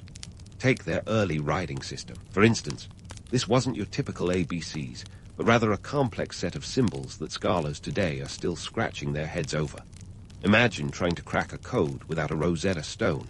It's a bit like trying to understand emoji without the context. This Epi-Olmec script, found on artifacts like the Cascadule block, is one of the earliest known writing systems in the Americas, dating back to around 900 BCE. So, while other civilizations were still figuring out how to make a decent chisel, the Olmecs were penning down what could be the oldest Mesoamerican tweets. Then there's the Mesoamerican ball game, a pastime that was as much about sport as it was about ritual and politics. Picture a game where the stakes were as high as the stone hoops the players aimed for. Forget about friendly weekend soccer matches. This was a life-or-death affair. The Olmecs are credited with inventing this sport and crafting the first rubber balls, a nifty innovation that bounced into the traditions of later cultures like the Maya and Aztecs. These balls weren't your average rubber duckies, though. They were solid, weighing between 6 to 10 pounds, and made from natural latex, which the Olmecs harvested and processed. A clever trick they possibly learned from observing the sap flow of local trees. So, next time you see a basketball, give a nod to these ancient innovators.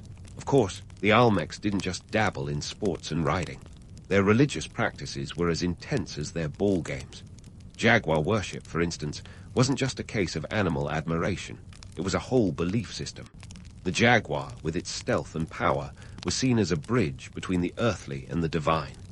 Olmec shamans, or the original influencers, if you will, donned jaguar pelts and adopted feline traits in ceremonies, believing they could transform into these majestic beasts. This practice wasn't just about channeling their inner cat. It was about wielding power and maintaining social order. Because let's face it, if your leader claims to shapeshift into a jungle predator, you're probably going to think twice before questioning their authority. Now, none of these cultural feats would have been possible without a robust economic framework. The Olmecs weren't just sitting around in their humid paradise. They were trading up a storm. They established extensive trade networks that stretched across Mesoamerica, dealing in goods like obsidian, jade, and feathers. These weren't just decorative trinkets, but essential commodities that fueled their economy and facilitated cultural exchange. Picture a bustling trade center where everything from cacao beans to intricately carved jade figurines exchanged hands. This trade network was the lifeblood of Olmec society, allowing them to spread their influence far and wide. And let's not forget the importance of their geographical position.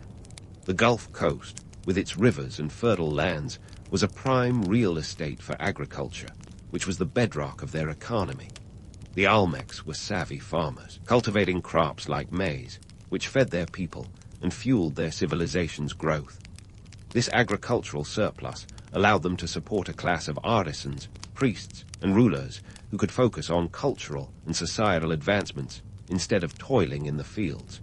It was a classic case of location, location, location, proving that even in 1200 BCE, real estate was everything. But let's pause for a second and consider the romanticized view of the Olmecs as mystical, mysterious pioneers. Sure, their achievements were impressive, but they weren't just magical beings wandering the jungle, creating wonders out of thin air. They were people dealing with the everyday challenges of survival, politics, and social organization.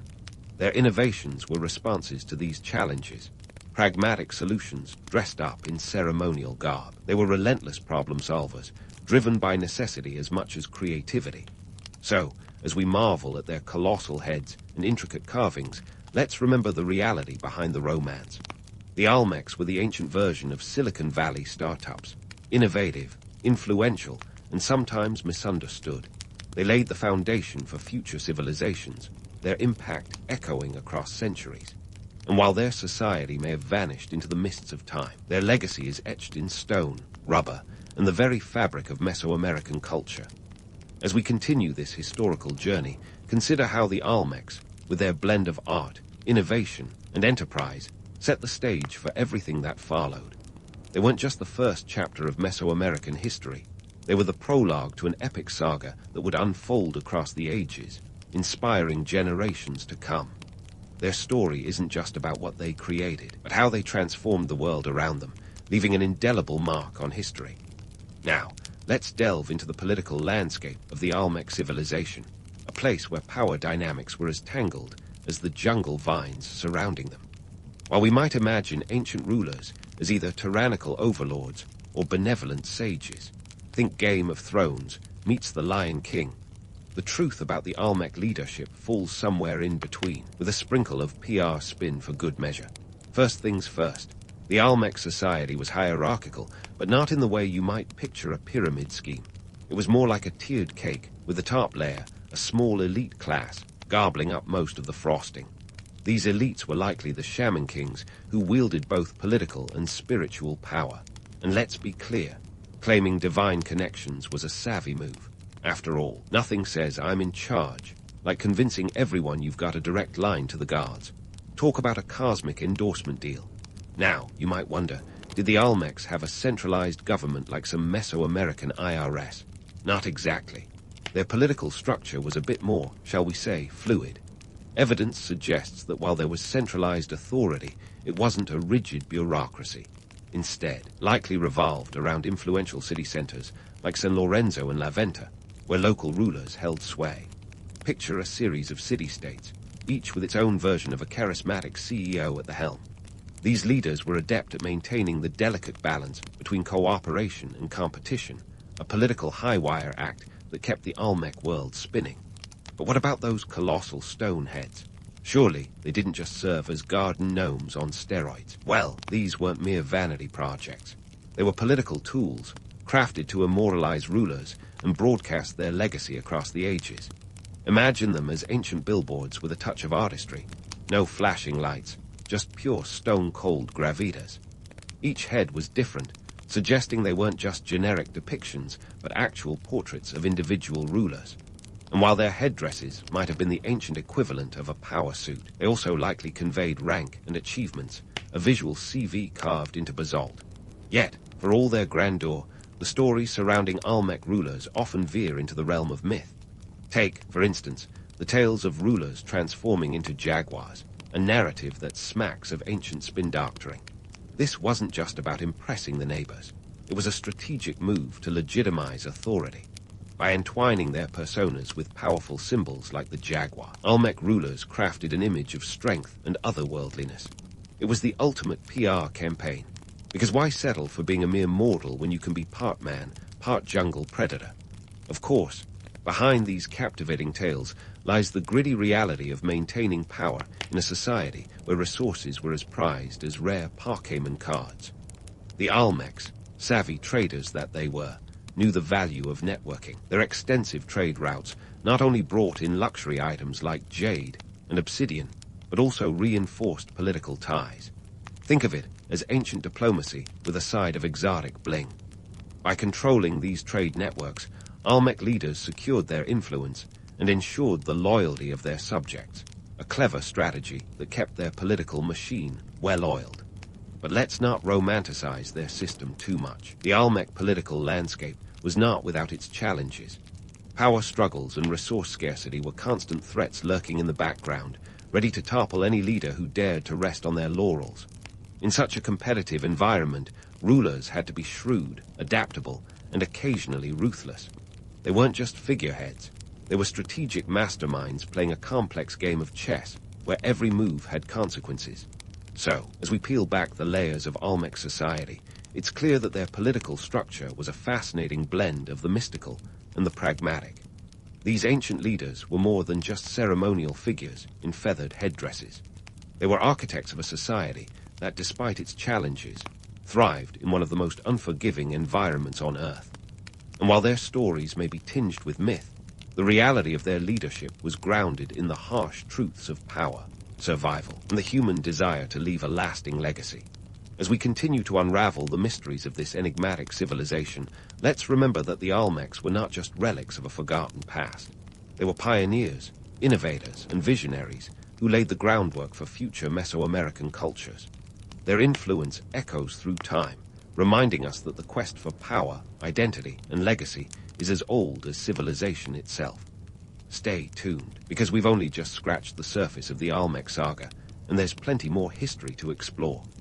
As the curtain begins to fall on the Olmec civilization around 400 BCE, the plot thickens.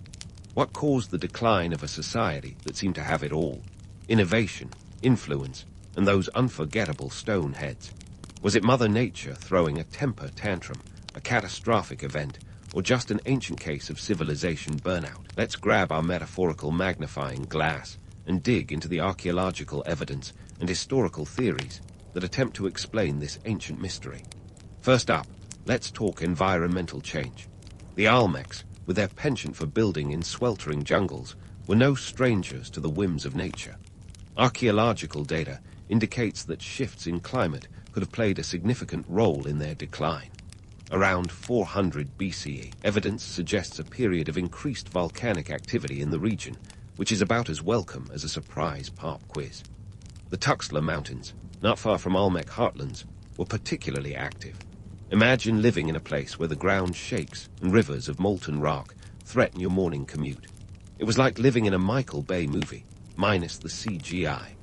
These volcanic eruptions would have had a dramatic impact on the environment, ash clouds blocking the sun, crops failing, and the rivers becoming clogged with volcanic debris. The Olmecs, who were heavily reliant on their agricultural prowess, found themselves facing a grim reality. No crops meant no food, and no food meant trouble in paradise. It's a bit like when your favorite coffee shop runs out of espresso. Suddenly, everything seems just a little less bearable. But wait, there's more. Some historians argue that this wasn't just an environmental hiccup. Instead, it might have been a confluence of factors, a perfect storm, if you will. Picture the Olmec civilization as a complex machine, and when one cog fails, the whole thing starts to rattle. Economic pressures would have compounded environmental challenges. Trade networks that once carried obsidian and jade began to falter as resources dwindled and rival groups gained strength. The Olmecs, once the rock stars of Mesoamerica, found themselves struggling to maintain their status. And then there's the theory of societal burnout. The Olmecs were no strangers to ambitious projects, after all. Those colossal stone heads didn't carve themselves, and maintaining large ceremonial centers like La Venta required considerable resources and manpower. As with any society, the demands on the workforce could have led to social strain.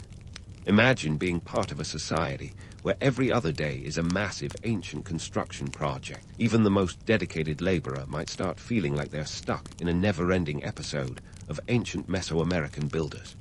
Internal strife could have also played a role. As power dynamics shifted and resources became scarce, tensions likely rose. Some evidence suggests that San Lorenzo, one of the major Olmec sites, experienced a violent destruction around 900 BCE. While this predates the overall decline, it hints at underlying social upheaval that could have resurfaced later. You know the saying, history repeats itself. Well, sometimes it's more like history gets caught in a loop, and the Olmecs might have found themselves trapped in a cycle of internal conflict and external pressures. Now, let's take a moment to debunk some of the more romantic myths about the Olmec decline. It's tempting to paint their downfall as an unsolved mystery, a Mesoamerican Atlantis swallowed by the jungle without a trace. But the truth is likely more mundane, a series of unfortunate events rather than a dramatic vanishing act. The Olmec civilization didn't disappear overnight. It was a gradual process, like a party slowly winding down as guests trickle out. By 400 BCE, the Olmec heartland was largely depopulated, but their cultural influence lingered on, absorbed by emerging civilizations that would carry the torch forward. So, what do we make of this decline? It's a story of adaptation, or lack thereof, in the face of change. The Olmecs, for all their ingenuity, ultimately faced challenges that tested the limits of their resilience. They were pioneers, but even pioneers can find themselves on paths that lead to dead ends. Their story is a reminder that civilizations, like people, can struggle and falter, not because they lack greatness, but because the world around them is inherently unpredictable. As we wrap up this chapter of Olmec history, it's clear that their legacy is far from a cautionary tale. It's a testament to human creativity and the enduring impact of cultural innovation. The Olmecs may have faded into the mists of time, but their influence echoes through the ages, a reminder that the seeds of greatness lie in the ability to adapt, innovate, and leave a mark on the world. Stay tuned, because the Olmec saga is far from over, and there's more history waiting to be uncovered. As we delve deeper into the legacy of the Olmecs, it's clear that their influence stretched far beyond their own civilization's twilight. Picture the Olmecs as the unsung architects of a cultural blueprint that later civilizations like the Maya and the Aztecs would embellish and expand upon. While the Olmecs may not have left us a comprehensive guidebook, they did pass on an impressive toolkit of innovations and cultural practices that would become the bedrock of Mesoamerican civilization. Let's start with the Olmecs' knack for monumental architecture. Those colossal heads weren't just a passing fancy. They were part of a broader tradition of grandiose constructions. The Maya, for instance, took a leaf out of the Olmec playbook and ran with it, building towering pyramids and sprawling cities like Tikal and Capan. These structures weren't just about impressing the neighbors.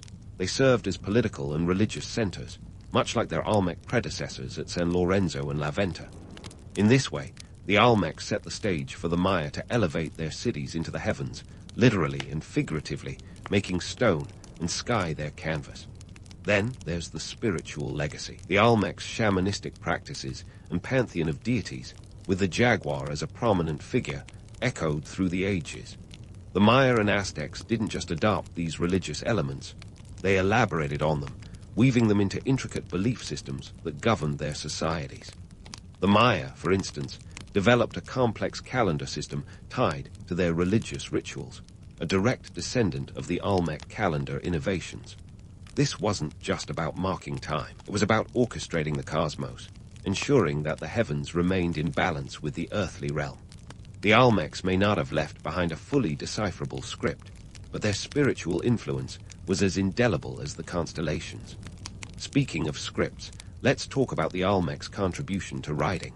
While their system hasn't been fully cracked, it laid the groundwork for the Maya script, one of the most sophisticated writing systems in the ancient world. Imagine the Olmecs as the scriptwriters of a dramatic saga that the Maya would later turn into a blockbuster epic. The Olmecs pioneered the idea of recording history and myth in a way that transcended oral tradition, passing down a legacy of literacy that would flourish in the hands of their successors. But what about those romantic myths surrounding the Olmecs? Sure, it's tempting to view them as a mysterious, vanished race. But the gritty reality is that their legacy was more about evolution than disappearance. The Olmecs didn't just vanish into the jungle like some Mesoamerican Atlantis. Their cultural DNA was absorbed by the civilizations that followed. The Aztecs, who rose to prominence centuries later, may not have been direct descendants, but they were cultural heirs. They revered the Olmecs as a mother culture, acknowledging their role in shaping the Mesoamerican world. This was less about lineage and more about borrowed brilliance, an acknowledgement that the Olmecs had set the cultural compass that others would follow. Now, let's take a detour into the economic sphere. The Olmecs' trade networks were a marvel of ancient logistics, stretching across Mesoamerica. They bartered obsidian, jade, and cacao, products that were as valuable as gold in their day. These trade routes didn't just move goods, they moved ideas, spreading Olmec innovations far and wide. The Maya and Aztecs would later build upon these networks, creating vast empires that thrived on trade and cultural exchange. It's a testament to the Olmecs' economic foresight that their influence traveled as far as their goods did. Of course, it's not all sunshine and jade. The Olmecs, like any civilization, had their fair share of challenges. They navigated political intrigue, environmental upheavals, and the ever-present threat of societal collapse. But here's the kicker. They didn't just survive. They thrived, leaving behind a legacy that was as much about resilience as it was about innovation. They were the original Mesoamerican problem solvers, proving that creativity often springs from necessity. In wrapping up our journey with the Olmecs, let's reflect on why they are the unsung heroes of Mesoamerican history. Their story is a testament to human ingenuity, a reminder that even in the most challenging environments, people can carve out greatness. The Olmecs weren't just a footnote in history. They were the prologue to a Mesoamerican narrative that would unfold over centuries. They may not have had the dramatic endings we often crave in historical narratives, but their quiet persistence left a legacy that resonates to this day. So, next time you marvel at a Maya pyramid or ponder the Aztec calendar, give a nod to the Olmecs. They were the ones who laid the groundwork, who dared to dream big in a world that was still finding its footing. Their story isn't just about what they built or what they believed. It's about how they set the stage for future civilizations to shine. In a world that often forgets the pioneers in favor of the conquerors, the Olmecs remind us that sometimes the greatest legacy is not in what you conquer, but in what you inspire. And that, my friends, is the true measure of their impact, an influence that continues to echo through the annals of time, long after their colossal stone heads have weathered the ages. Amidst the dusty agora of ancient Athens, where democracy was still a twinkle in Zeus's eye, the city was a cacophony of chaos. Forget about lawful order. Here, justice was a street brawl with words as the weapons. Picture a legal system, or rather, a lack of one, where disputes were settled by whoever could shout the loudest or sway the crowd with the most compelling sob story. If you think modern politics is a shouting match, ancient Athens had you beat by a couple of thousand years. Back in the 7th century BCE, Athenian society was like a game of Monopoly without the rulebook. Families feuded, debts spiraled, and the concept of innocent until proven guilty was as foreign as, well, a Spartan in the heart of Athens. The rich and powerful, those with the biggest megaphones and fattest purses, usually had the final say. Meanwhile, the average Athenian was left clutching at straws, or whatever passed for straws in those days, perhaps a fig leaf or two. Now, why was everything such a mess? Well, it's all about that socio-political stew simmering away. Athens was evolving from a tribal society into something more urban and complex. The population was growing, trade was booming, and with prosperity came disparity. The wealthy aristocrats, or eupatridae, had a stranglehold on political power, leaving the rest of the populace to fend for themselves. Sound familiar? The economic divide was as wide as the Aegean Sea, and tensions were bubbling over, like a goat stew left unattended. Into this delightful melee stepped Draco, the man whose name would become synonymous with the phrase Draconian laws, a term that even made its way into Harry Potter, albeit with a slightly different twist. Now, Draco's reputation as the sternest of lawgivers is more myth than man, though there's a kernel of truth buried in there. Legend has it that he codified the laws of Athens in blood, which, while a tad dramatic, captures the essence of his reforms. In reality, he was the first to put Athenian laws down in writing around 621 BCE, a move as revolutionary as the invention of sliced bread. Before Draco, laws were an oral tradition, passed down like Grandma's secret baklava recipe, except with a lot more room for misinterpretation. In theory, having written laws meant everyone knew where they stood. In practice, it was like handing out a recipe with no measurements, helpful to some, utterly confusing to others. But at least it was a start. Draco's laws were famously harsh, with the death penalty slapped on offenses as minor as stealing a cabbage. Talk about tough love. Why the severe measures, you ask? Well, the idea was to scare the populace into compliance, a bit like a stern parent threatening to turn the car around if the kids don't stop fighting in the back seat. It might sound extreme, but Draco was trying to bring order to a society teetering on the brink of anarchy. The truth is, desperate times called for desperate measures, and Draco's laws were the sledgehammer to crack the chaotic walnut that was Athenian society. Despite the harsh penalties, Draco's reforms did bring a semblance of order to Athens. By codifying laws, he took the first step toward a more structured legal system. It was like replacing a Wild West saloon brawl with a courtroom drama, still full of drama, but with a bit more decorum. His laws laid the groundwork for future reforms and set a precedent for written legislation, a cornerstone of democratic societies today. And yet, while Draco's reforms were a necessary evil, they were not the final solution to Athens's woes. His laws might have been etched in stone, but the social injustices they addressed were as fluid as the wine at a Dionysian festival. The rich-poor divide remained, and the seeds of discontent continued to grow, eventually leading to further reforms by Saladin and others. But that's a story for another time. For now, let's appreciate Draco's contribution to history, not as the bogeyman of harsh laws, but as the man who dared to write down the rules in an age of anarchy. So, as you drift off to sleep, ponder the chaos of ancient Athens, where justice was once a shouting contest, and a man named Draco dared to bring order with a heavy hand and a sharp pen. Now, before you start thinking of Draco as some ancient version of Judge Dredd, let's take a closer look at the man and his laws, or should I say, his laundry list of harsh penalties. Draco's legal code was the ancient equivalent of dropping the hammer. It was said that he wrote his laws not in ink, but in blood. A bit melodramatic, but you get the idea. His laws were so severe that they made the guillotine look like a slap on the wrist. The infamous code, established around 621 BCE, was more than just an exercise in keeping Athenian citizens on their toes. It was a bold attempt to tame the wild beast that was Athenian society. So, why did Draco think that capital punishment was the answer to even the smallest infractions? Well, the economic and social conditions of the time were a perfect storm of inequality and unrest. Picture this: a rising population, booming trade, and a society transitioning from a tribal setup into something that looked suspiciously like an urban nightmare. The Eupatridae, or the noble families, held all the power and wealth, while the rest of the population was left scrambling for the scraps. It was a bit like trying to play the stock market without any shares, frustrating and utterly pointless. This economic divide created a pressure cooker environment where disputes, particularly over land and debt, were as common as olives in a Greek salad.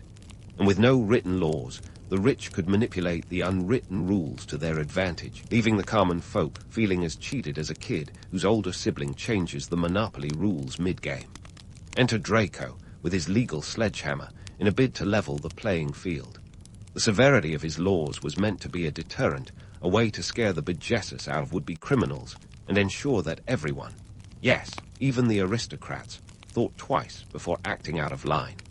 Draco's laws covered everything from murder to theft, and yes, even theft of a humble cabbage could land you in the same hot water as a murderer.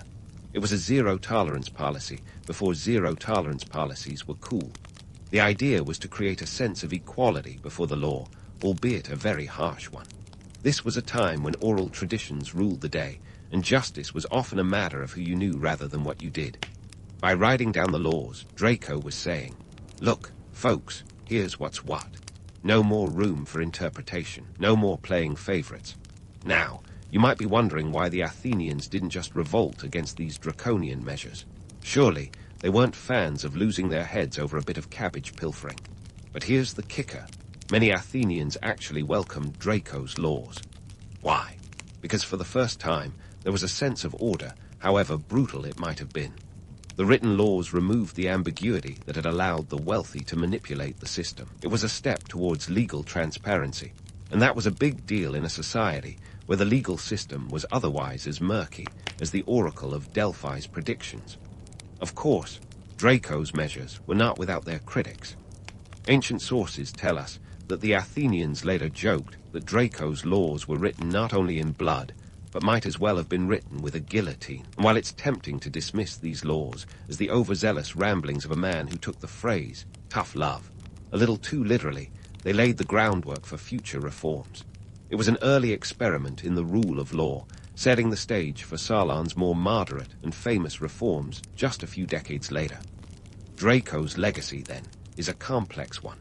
On one hand, he's remembered for his harsh punishments, and indeed, the term Draconian has stuck around for a reason. On the other hand, he was a pioneer in the codification of laws, bringing a semblance of order to a chaotic society. His laws were not the end game, but they were a crucial step in Athens' journey toward democracy. And so, in the grand tapestry of history, Draco's laws are like a particularly jarring note in a symphony. Necessary, shocking, but ultimately foundational. They highlight the eternal struggle between order and chaos, justice and tyranny, and remind us that sometimes the harshest measures are a desperate bid to restore balance. As we move forward, keep in mind that Draco's story is just the opening act. There's a lot more drama to unravel in the saga of Athenian reforms. So, stay tuned as we dive deeper into the complex web of laws, politics, and power struggles that shaped one of history's most fascinating cities. And here we are, stepping right back into the world of Draco's infamous legal code, ready to unravel the tapestry of laws that made even the boldest of thieves think twice before pocketing a measly cabbage. Yes, you heard me right, cabbage. In Draco's Athens, swiping a leafy green could land you in a heap of trouble. Specifically, it could land you 6 feet under. It sounds absurd, doesn't it? Yet, this was the ancient Athenian justice system, equal parts ruthless and utterly baffling. Take a moment to digest this. Draco's laws were like a grocery list of do not steal, except the consequences ranged from losing your head to, well, losing your head.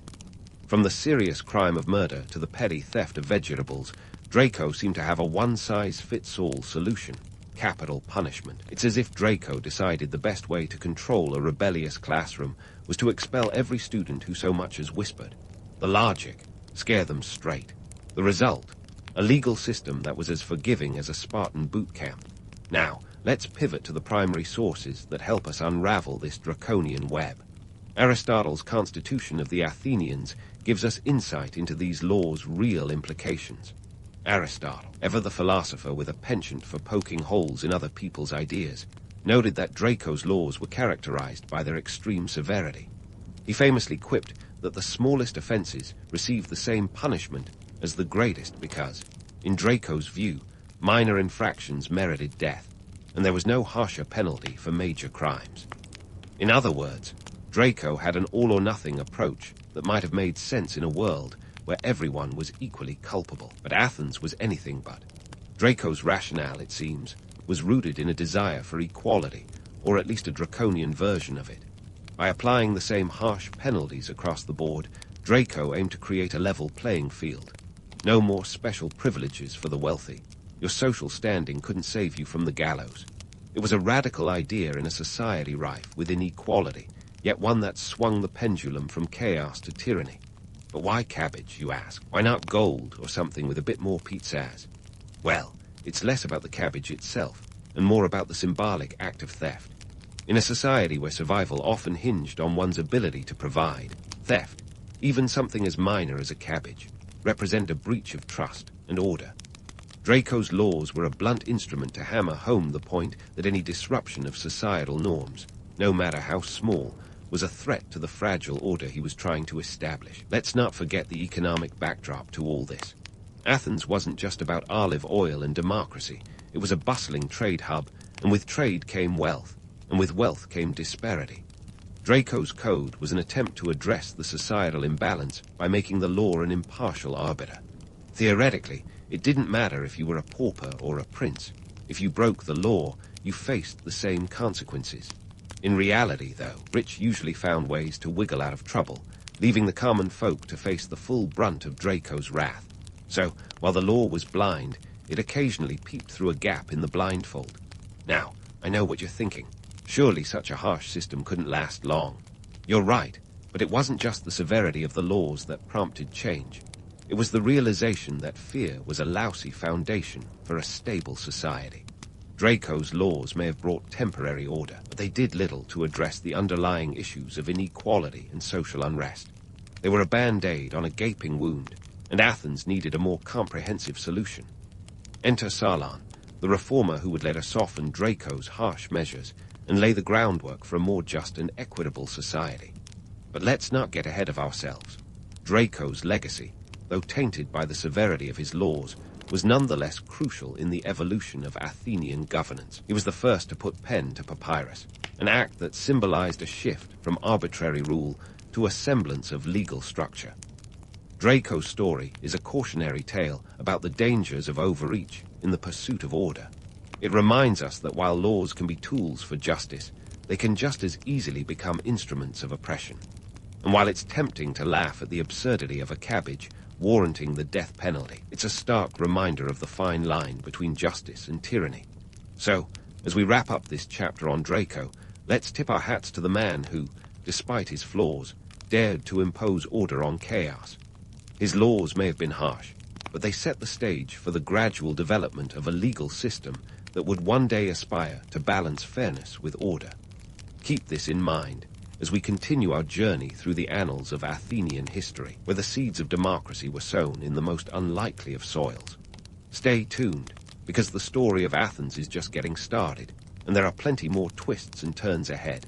And so, while we appreciate Draco's attempts to tame an unruly Athenian society with his infamous legal iron fist, we must now turn our gaze to the man who followed him, a man with a softer touch, but no less revolutionary ideas. Enter Saladin, the statesman whose name is synonymous with reform and moderation. If Draco was the stern parent threatening eternal grounding for a minor infraction, Saladin was the reasonable uncle coming in with a cup of herbal tea and a sensible conversation. Around 594 BCE, Saladin was elected as Archon, and with that title came the unenviable task of cleaning up the mess left by Draco's Draconian. There's that word again, legacy. The streets of Athens were still stained with the metaphorical blood of Draco's harsh laws, and the social fabric was fraying at the edges. The rich were getting richer, the poor were getting poorer, and everyone was getting a bit fed up. Saladin's first order of business: shake up the whole system. He repealed many of Draco's more severe laws, though he prudently kept the ones about homicide, because even Saladin knew you've got to draw the line somewhere. But the real kicker was his say-such there, or shaking off of burdens, a fancy Greek term for debt relief. Imagine waking up one morning to find your crippling student loans had vanished into thin air. Yeah, it was that kind of big deal. Saladin's reforms didn't stop at debt forgiveness. He also restructured the political system, breaking the power of the Eupatridae by opening up political offices to a broader swath of the population. He introduced the concept of the ecclesia, an assembly where every free male citizen could have a say. Not exactly a full-blown democracy yet, but it was like adding training wheels to the Athenian political tricycle. Now, let's not pretend Saladin's reforms were met with universal applause. The aristocrats grumbled about losing their monopoly on power, while the poorest citizens felt his changes didn't go far enough. Saladin, the wily old fox, knew he couldn't please everyone, so he did the next best thing. He made himself scarce. After instituting his reforms, he took a self-imposed exile for a decade, leaving Athenians to figure out their new reality without him hovering. But here's the kicker.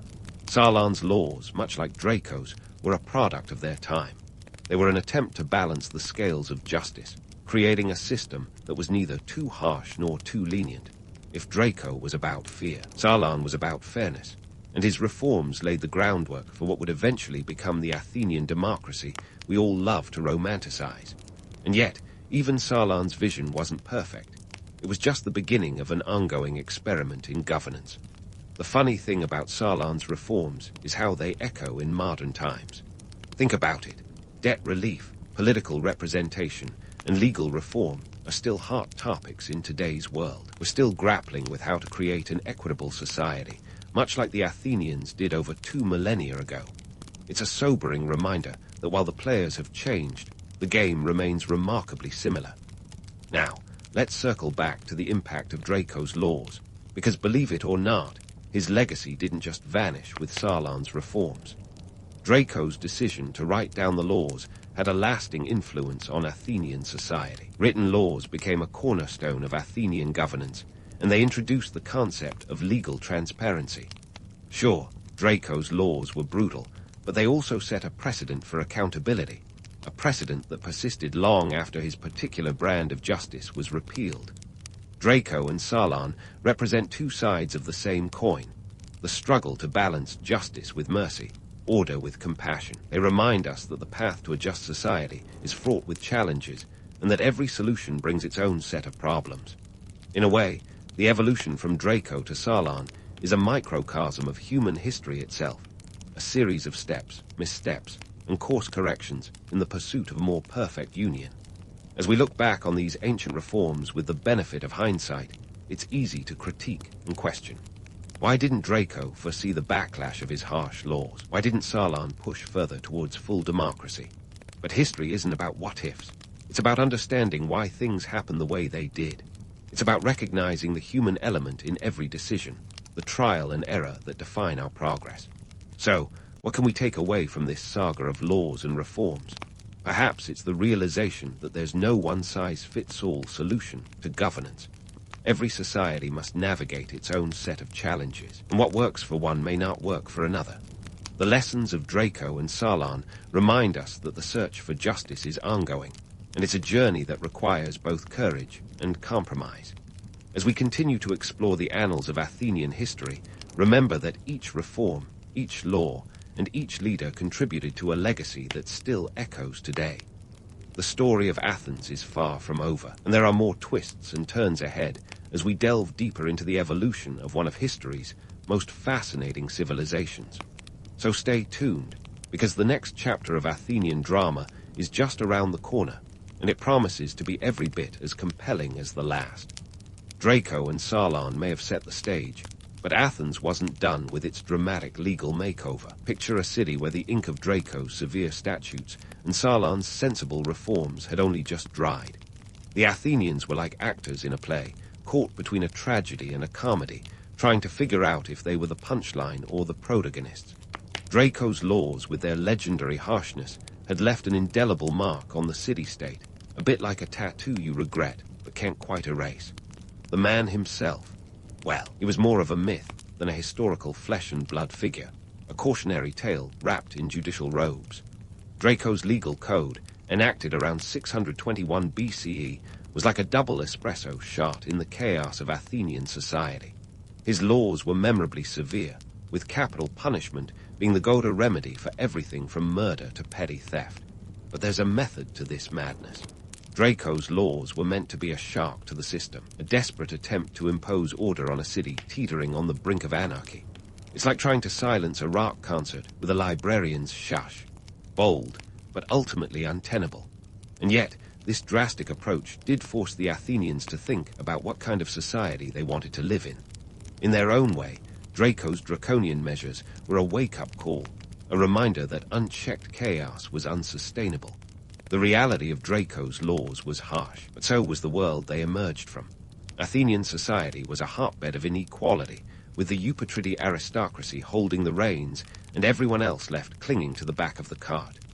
Draco's written laws were a rebellion against this imbalance, an attempt to democratize justice, albeit in a brutally literal sense. By etching the laws into stone, Draco was saying, "No more whispering in the ear of the judge. Here's the rule book, for better or worse." It was a revolutionary act in a time when oral traditions were as slippery as an eel in olive oil. Now, let's peel back the layers of myth surrounding Draco. Was he the ancient boogerman, a proto-villain with a penchant for extreme punishment? Or was he simply a man trying to bring order to a society that was more chaotic than a toga party at Dionysus's place. The truth, as always, lies somewhere in between. Draco's legacy is a mix of fact and folklore, a testament to the way history loves to blur the lines between reality and legend. His name lives on, not in statues or monuments, but in the very word Draconian, a linguistic nod to the severity of his laws. It's a bit like being remembered for that one time you wore socks with sandals. Memorable, but probably not what you'd hoped for. Draco's laws were the building blocks for future reformers, his heavy-handed approach laying the foundation for more nuanced changes. His code may have been more stick than carrot, but it was a crucial first step toward the establishment of a legal system that valued transparency and accountability. Saladin, who followed, saw the potential in Draco's framework and used it as a springboard for his own reforms in 594 BCE. Saladin's Sasech there, or debt relief, was a direct response to the economic chasm that Draco had tried to bridge with fear. Saladin's laws, while less severe, still carried the essence of Draco's desire for equality, albeit with a spoonful of sugar to help the medicine go down. So, what's the takeaway from Draco's judicial saga? For one, it's a reminder that the road to democracy is paved with good intentions and more than a few missteps. Draco's laws were like the training wheels on a bike, clunky and prone to tipping over, but essential for getting started. They forced Athenians to confront the realities of their social and legal structures, to question the status quo, and to demand something better. Draco's legacy is not one of failure, but of a necessary, if brutal, evolution in the pursuit of justice. In modern terms, Draco's approach was the original tough-on-crime policy, a stark contrast to today's debates over rehabilitation versus punishment. His laws remind us that fear can be a powerful motivator, but it's rarely a sustainable solution. In the end, Draco's story is a cautionary tale about the dangers of excessive rigidity in the pursuit of order. It's a reminder that while laws can keep chaos at bay, they must be tempered with humanity to truly serve society. And as we close the book on Draco, let's not forget the humor in history's quirks. Draco, whose name conjures images of severity, also gave us a valuable lesson in unintended consequence, how a cabbage thief could be treated with the same severity as a murderer.